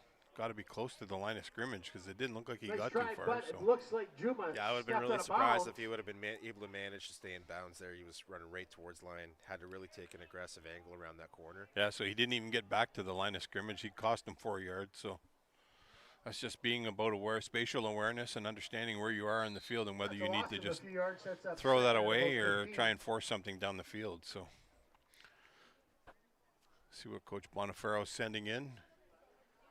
I'm sure Coach Thompson's up here in the booth giving him an understanding of what he's seeing on the field. So a handoff again up the middle.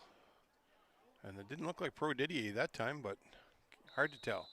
Number 26, Dominique Kambuli with the carry. Dominique Kambuli with the run up the middle. That's a name we haven't called this evening so far. So 25, Kane Lambert with the tackle. Looks like Kane Lambert with the tackle for Superior Heights, and it's going to be third and about 5 yards. So they can still get a first down here. They got a few yards to play with. So this is probably a Riverboat Bonifaro's wheelhouse for 4. If you don't get in on this one, they're going to go again. Juma under center, quick handoff.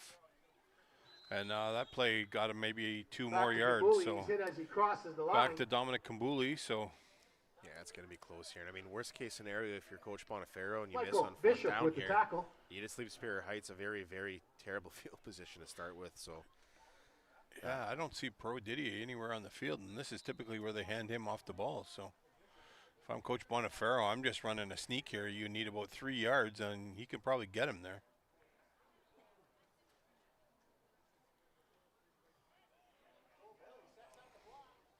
Cole Bailey with a block and a big strong hit there by number 52.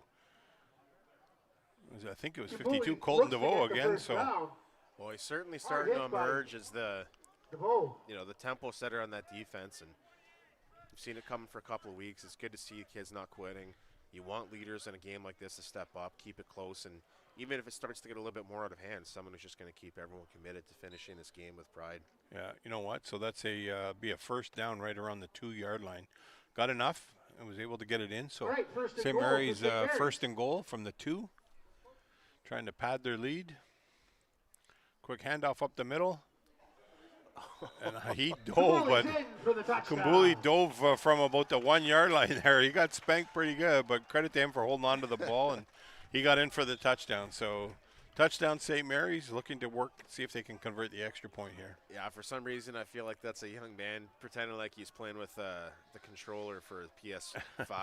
Either that or he pushing was that dive button instead of the truck forward button. Either that or he was watching a couple of the college games where they thought that was a good idea, but you know, a lot of teams will tell you that you don't want to be jumping in the air to try and get over the line. So, well, talk to Coach Knott about it. He'd tell you that he's from Africa originally. He's a rugby player, never played football before, just likes to hit and wrap and tackle, and naturally had a little bit of an interest in the game of football and gets his first touchdown there. Yeah. I believe his first touchdown of his high school career.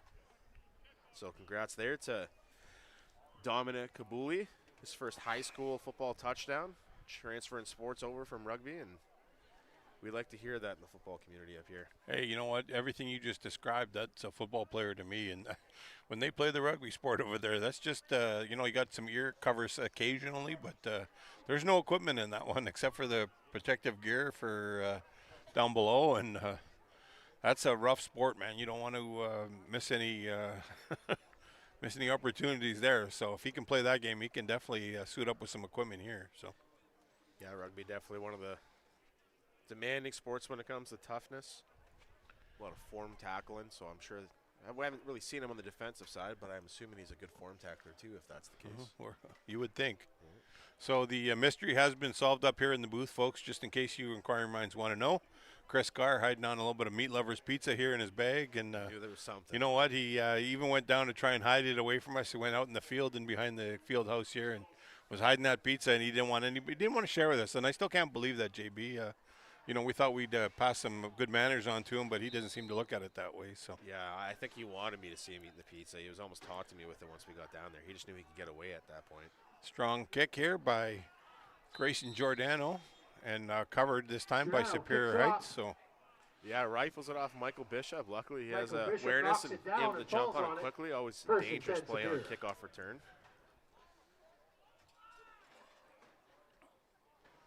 Now we'll see. You know, we'd like to see Superior Heights fight back here a bit and make this a playoff game, especially if it's your last game of the season, your last game in junior for a lot of these guys. Go and put everything else you have out there. You know, fight against, if nothing else, that straight time clock of that 35-point differential at the very least. Yeah, you know, leave it all out there right now, and this is you know, could be your last game of junior this year, so leave it all out.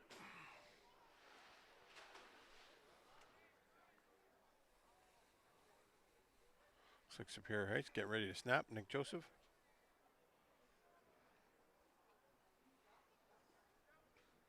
And he tried to fire it over the top for Evan Mazier and overthrew him again. Mazier falls incomplete. Second down. I do think that this there's a lot of potential with this offensive side. I just don't know how much time they've had to really refine it and figure out ways to exploit it to its max. You know, I would like to see these players over here in this bunch formation to be a little bit more active and draw a little more attention, if nothing else. And It's like just you were mentioning, get a little closer into the play where they're a threat to at least have a play. Yeah, that's just too far of a throw. They got to be over by the hash on this one, and there's no saying that they can't go closer. So this is something that, you know, they really got to work on. And there was another quick snap to Nick Joseph, and he tried to hit Evan Mazier, and he overthrew him again. Falls So incomplete. Yeah, and it's almost like Knocked just down by being Sandy decoys Virginia. over here, and you know. well, that's really what they're doing. They're trying to make this more of a 6-on-6 or a 6-on-7 numbers game over on the right side, but you're really not taking advantage of that spacing you're gaining either. So Yeah, even if they were to take the snap and have the players that are on the line start running towards the line of scrimmage and be out there for blocks. So another overthrown pass, so I think it's time to potentially scrap this. Another pass falls incomplete. Sets up fourth down. Can't keep going to the well if it's not working. You're not being able to utilize players like William Gold over here, who scored your first touchdown, and you know, we called his name quite a bit earlier this year, so it's going to force him into a punting situation. So on comes the punt team, and the strong leg of Gabe Beaton. You're going to try and pin St. Mary's back. We got Dylan Dewar back here to try and receive the kick. I think it should also be mentioned here today, Superior Heights, from what I know, are missing one of their better players too, William Gould's brother, Marcus Gould. hasn't been out there yet today. I think he's injured, so certainly missing his presence here today as well. He's been a big player for them all season. Gabe Beaton with a great kick. Dewar bobbles it a little bit. We're able to recover it, trying to dance his way forward now. And brought down right around the 43 or 44 yard line. So Dewar gets almost to the 45 before being brought down. One player down, so maybe a good time to go to our sponsors here. yeah, heading to the booth, guys.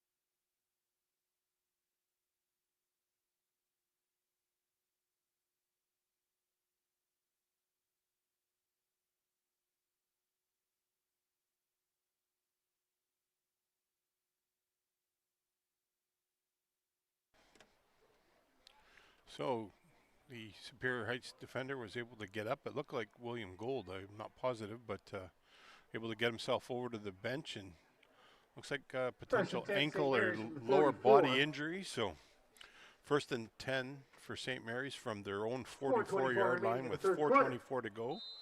34-6 the score here in the third quarter. Semi-final Friday.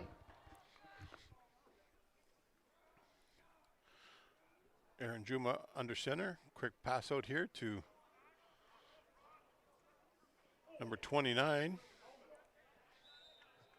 Adam Provenzano was able to get about 3.5, maybe 4. Pitch to Adam Provenzano. He gets about 4 or 5 good hard yards before being taken down.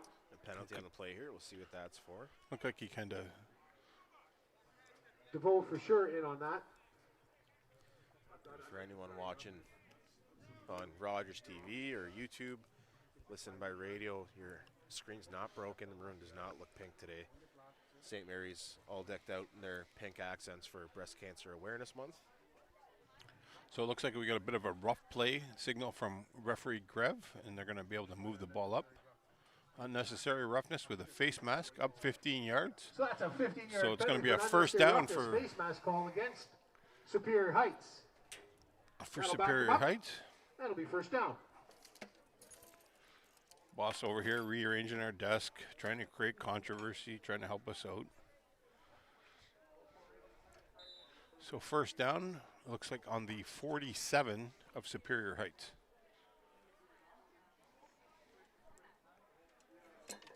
Need a 400 amp breaker box for all the attachments we have in this setup. So a quick handoff here up the middle.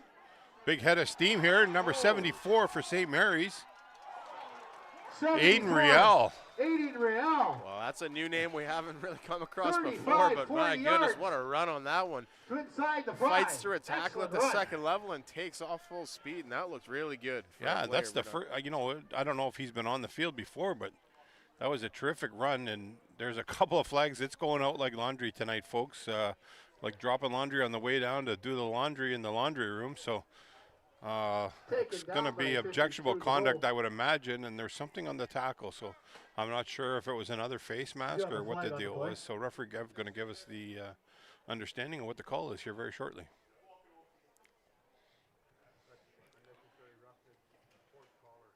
So it's going to be a horse collar penalty, and as well as an objectionable conduct penalty. So that's going to push the ball, I think, all the way down inside the 1 yard line. So it'll be a couple of half the distance penalties.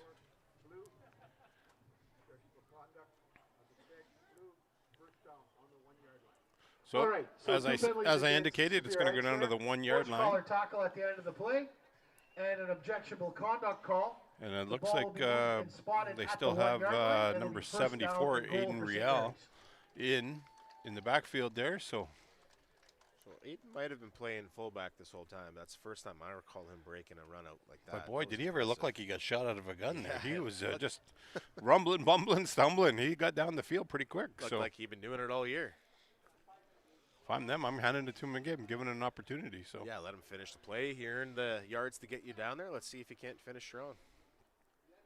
referee Grev explaining the code to Coach Klooster.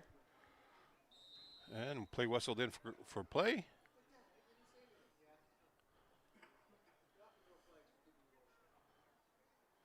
And it is a little dive to Adam Riel, and he's in for a touchdown. I love that Touchdown, call, Coach. St. Mary's. Give the guy who got you there the chance to finish strong. What a great drive for him, and a bit of a coming out party for us here with him. Learning his name, seeing him run the ball down the field like he's Jerome Bettis at the end of that. Just Yeah. looked like he was a Little mini bus there. Yeah. So nice reward for somebody that just got you on big long first down and survived the horse collar tackle. So St. Mary's looking to tack on the extra point. And if they can get this one here, is that Don't give us- don't jinx us.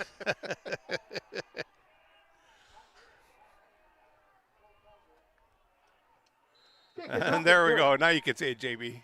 Well, you heard the Superior Heights bench over there trying to get loud, throwing off the kicker. They didn't want this to go to straight time. They wanted as many minutes as they could for their final game of the season. And, you know, I love that energy over there. Let's see if they play as strong as they were convicted in trying to make that one go wide. So for those playing from home tonight, just so you understand, there's a 35-point mercy rule, and once they're up by 35 points in the second half, just so we're clear, last night we had a little bit of a discussion going on it, so only in the second half can this happen, as is constituted by the rules. It becomes a straight time, so once they kick the football off, other than timeouts, it will be a straight time for the balance of this game due to the 35-point differential. So St. Mary's looking to punch their ticket into the final and setting themselves up against a strong Cora football team who went this season undefeated. So, Yeah, and a core group that Okay, folks, with the 35 has been point a differential, perennial Mercy rule is powerhouse in effect. Northern Ontario at Remainder of the game will be junior played level. Straight time. They've won every NOSA title, I believe, since the pandemic. Last time they lost was 2019 to the Superior Heights group here. But they, even before that, were well into this little dynasty that they're in. And Coach Bernabucci just keeps that train going. So I'm sure next week will be quite the challenge for both sides. yep, strong kick here again. And Superior Heights not able to get a hand, but they do have it now. And number 12, Ben George, able to try and get some yardage here, dancing around, and finally tackled by, can't tell, he's running Ben around. George looking for anything to get up. Finally gets taken down. I'm almost I wondering think if that looked like Dominic Kambuli, it looks Yeah, like. So I think that is him. we're talking about the rugby tackle. So back Tackle to number what you were 26, talking about, Dominic Coach Kambuli. Bernabucci there. He's going to have his team ready. First I and was 10 Superior Heights from part their of 20. his staff as the defensive coordinator a few years ago, and you can tell that him and Coach Bernetti and Coach defensive coordinator Nisbet are going to be ready, sharp as tacks for to see if they can make a difference and get their team into the final. So, and then see if they can move on to the NOSA as well. So, and for you folks, also that game will be played. I believe it's November the 9th. So, Sudbury is a bit behind us as far as city finals go. So, quick handoff here up the middle to, I'm not sure who, so we didn't see it. So, like he got about 3 or 4 yards. Well, I think that was Colt. I think that was number 52, Colton Colton DeVoe. DeVoe. So Coach Klooster rewarding his player for a great game on the other side of the field, I think, and giving him a chance to get his name on the offensive stat sheet as well. Something else I'd like to see, a nice little tradition in amateur football. Short gain sets up 2nd and 6. So, Superior Heights trying to get the ball rolling here. They got a long way to make up some points if they're going to get back in this game. So, Nick Joseph back to pass, and he threw it right to the waiting. You can only go to the well so many times on that play, and he's down on the 1 yard line. Gets all the way down to the So 1. picked him off and got After it all the way scoop. down to the 1. So, you know, St. Mary's. I'm sure After Coach the Katie was interception, talking to third. his players and having them be ready for that play up the middle, because that's the same seam they keep trying to hit. And unfortunately, Nick Joseph threw it right into the hands of the waiting defender, and they went into the 1 yard line. So. Well, and of all players to throw to, Wesley Tate, just certainly one of the most dominant players all season on the St. Mary's side. Real leader on that defensive unit. If you ask Coach Bonifero, probably their best player on the team consistently throughout the season. So, yeah, not the guy you want to be thrown to over the middle, and unfortunately I didn't see him there over his O-line. And I've never seen this much walking going on in a game before. Like St. Mary's is on the time clock here. Yeah. Just because you turn the ball over doesn't mean you get a free walk. So looks like 12 Chris Carrs out there just getting up to the line, you know. The Bonifero walk, according to Chris Carr, if it was the pizza walk, he'd be down there lickety split. So I'm glad that we're past that great mystery, though. We didn't know if it was 2 donuts or pizza, but now we know. Chris Carr doesn't share. Another big fact that we think everyone should be aware of. So 24 seconds kicking down here. So sorry there, Coach. A junior final, I believe, Thursday night next week, 7:30 start time. Looks as though it's likely going to be St. Mary's and Cora. Quick rollout here, going for 2 points. It looks. Oh no, sorry. Back down to the original line of scrimmage. Looks like reception. Nice little move. Looks like Grayson Giordano down to the same line of scrimmage. So. Mazarin, Jonah Hargan brings us right to the end of the third quarter. So sets up this last quarter will go pretty quickly. Hopefully these young men on the Superior Heights side enjoy the last couple of reps they get for this season. Yeah, and this is going to force them to flip the dish here after this snap. So with any luck, they'll get in on the score and not have to run all the way down to the other end. So, and he's able to get in. So Giordano in for the touchdown.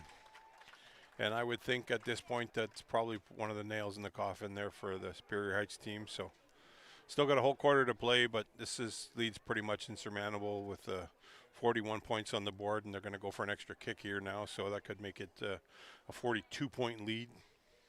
Yeah, and with 12 minutes to go on straight time, so that time's going to blast away quickly. So, yeah, and any parents or fans following the Superior Heights team, you know, talked to Coach Gluster a lot this year about this group.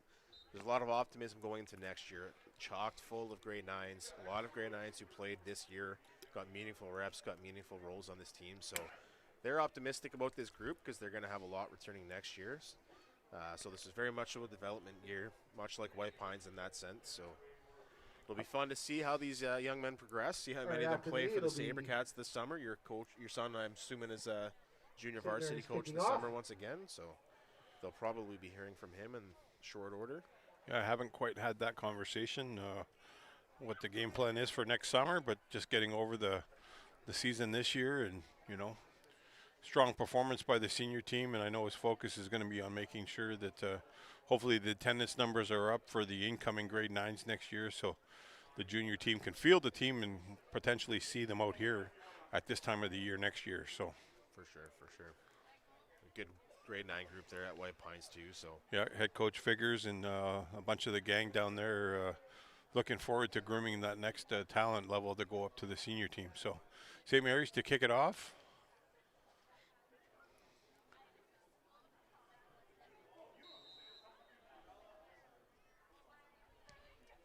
Good strong kick, and it's going to bounce in and recovered by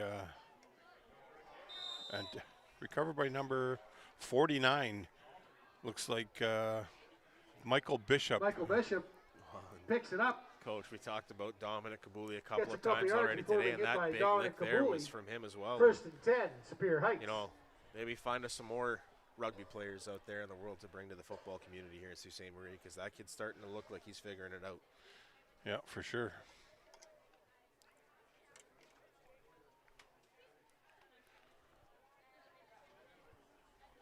So it looks like Superior Heights is going to see what they can get going on offense from their own 32-yard line. Clock ticking down. We're at the 10-minute mark here in the fourth quarter, 47-6. St. Mary's, and they're out to their exotic, or what did my son call that? Swinging gate. Swinging gate formation. So Out really wide. And a quick pass out here to Gabe Beaton. And he was able to get about 4 yards on the play. You know what, on that play? Pass to Beaton. He gets a couple of good hard yards. Something that they could run off that. I just watched that. If Nick Joseph throws that back to Gabe Beaton and runs down the field, nobody watched him. He just stood there. If he runs down the pass, they can hit him on that little hitch pass. And there would be nobody here because everybody's over there watching the defense. So yeah, for sure. 35, Trayshawn Marshall. I know that it looks like you have even numbers there on this side, but you know the only problem with that screen pass to this side is those linebackers close fast on this St. Mary's defense. So we got a quick timeout. We're going to send it to the booth. St. Mary's is called the timeout.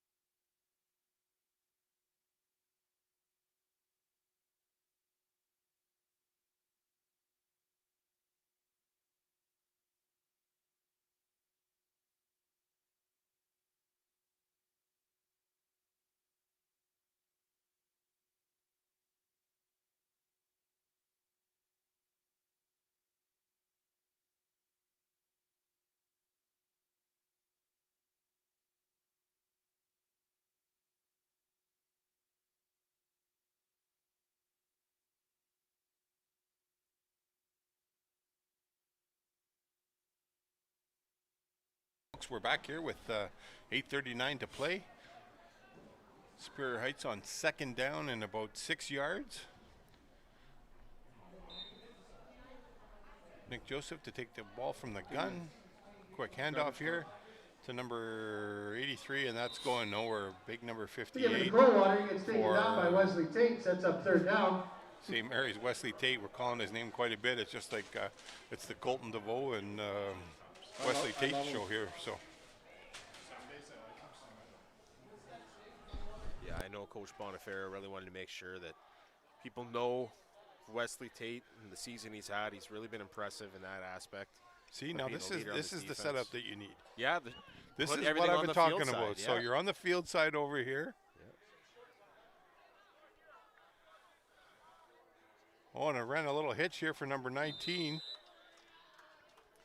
Ryan Oliver, and pass downfield. And you know what, Coach? When you line it up that way, those slants from that far side become a little bit more attractive too. Great and you Gravel have a little more space for with a anticipation throws where you can just throw it out there, let your guy go get it if you know that he has the route to get there. So I think that makes sense in a lot of aspects, both sides of that flip. I concur. And it looks like Coach Klooster sent out the punt team here, and I don't know that you had nothing to lose. So, 7 minutes to go. I wouldn't have hesitated if he went for it. It, probably might have made a little bit more sense, but he's elected to punt the ball with his great kicker here, unless he's got a little shenanigans set up. And nope, he punts the ball, gets one away. Well, that's a dangerous spot for it to drop. Live man. There you go. And breaking a tackle here is young Dewar. Dewar dodges at least one got all the way tackle, down to about the 34-yard line. Gets downfield about 30 yards before being knocked out of bounds. Where you would have been if you went for it and failed anyways. It's a real tricky situation when you're kicking it down there and you have a Dewar on the other end of it who can turn it into a 45-yard Well, you just have to be clear what Dewar, because I think Dylan's a lot faster than his Uncle Mark. So yeah. Got to make sure everyone knows that. So it's going to be from the 34-yard line. St. Mary's will take over.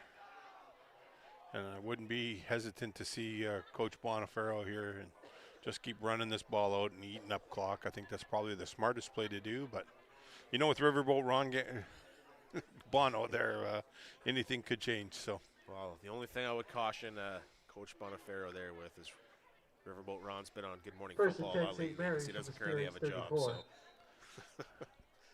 maybe run the ball, get the clock down. And there's the handoff as we discussed. Trying to weave his way down here. I didn't quite see the Handoff to number. Provenzano. He gets to about Looks like 25 before being brought Adam down. Provenzano with the handoff again. So I'd like to see maybe do a little bit more of a pocket for that handoff Griffin instead Del of Park taking with the it tackle. two-handed the way he did, but so 9 yards on that carry. things to work on for next week. You know, I do like this St. Mary's offensive group. There's a lot of skill players that have a lot of potential to be very explosive, and you know, I'm hoping they can come together with something very cool for their game plan for Cora next week. You know, you wonder if they saved a lot of stuff today because they didn't have to necessarily use it. So, Well, Second I and can one for the guarantee you Knights. Coach Nisbet is already got his game plan in store, and how they're going to Coach Brunetti over there helping back out to as Parker well, Hickey, and who Coach gets the Elliott first on the down. defensive line. Those are all the guys that Tackle by Jonah that Hardy. I was able to coach with, and you know, they know a ton of football, and they're going to be ready to go. So it could make out for an interesting final. Hopefully both teams show up with great game plans and able to put us on a show next Thursday night, I believe you said. yep, Thursday night, 7:30 for the junior final. The senior final will be Friday night next week, 7:30. And we've yet to see who the final participant in the Friday night prime time will be. So clock down here, about 4:10 to play. St. Mary's first down from the 24-yard line. And Dylan Dewar able to get about Doing a couple of good hard yards before he being knocked down by 3 to DeVoe. 4 yards there. And Colton DeVoe, we've said his name lots tonight, another tackle. So definitely leading the Superior Heights team on defense and tackles. No So doubt. Stick around for later, folks. 7:30 p.m. The 2 versus 3 seeds in the senior final, semifinal. See who gets a shot at Cora next week, 7:30.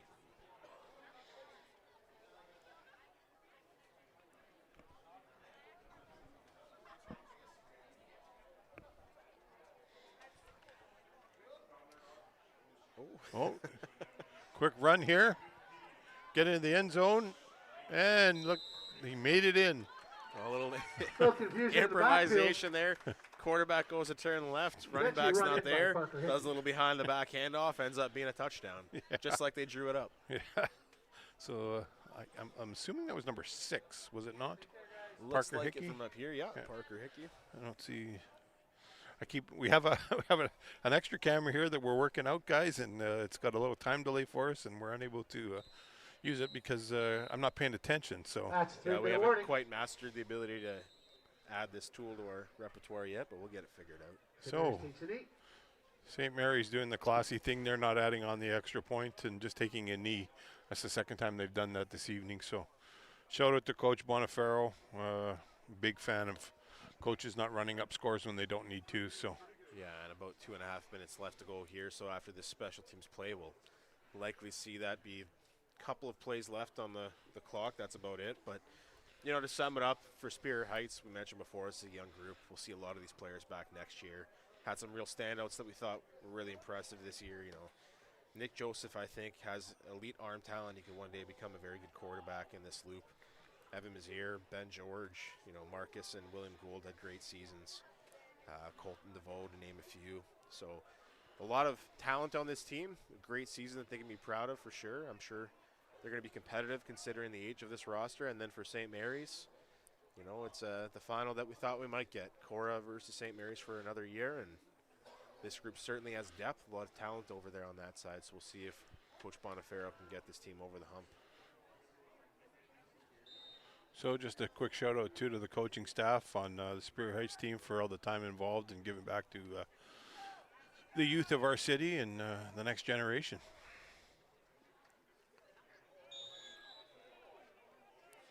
So a run back here by Mazier takes the ball Evan back all the way to Mazier. 36. Nice run back before being brought down.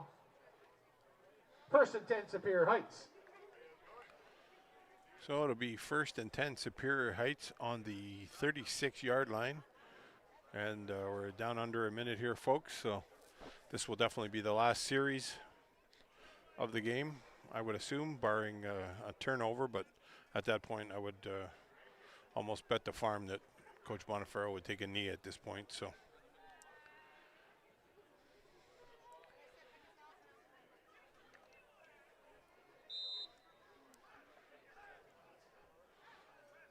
And Going under credit to center now. Superior Heights. Oh, the old trick play to the center. Love it, pulling out all the stops there, letting the center get a carry. So number 50, I thought it was 67. My bad. Up the middle. Jackson Number Blair with 67, the Jackson Blair. He got 6 good yards. 2nd and 4. You practiced it throughout the week, Coach. You might as well use it. Hey, why not? This will definitely be the last play of the game. So last snap here, folks. That'll be And the final play of the game, barring a penalty, folks. We'll see if they do it again. and he takes the knee. So Ladies and that'll wrap it gentlemen, up here with for the the knee. first game. We'll see you folks in about half an We hour. congratulate So 30 St. Mary's minutes, you'll Knights. see the senior St. Mary's Knights against the Wish senior them luck Superior Heights next week Steelhawks. against See you in a half hour, Saultsports. folks.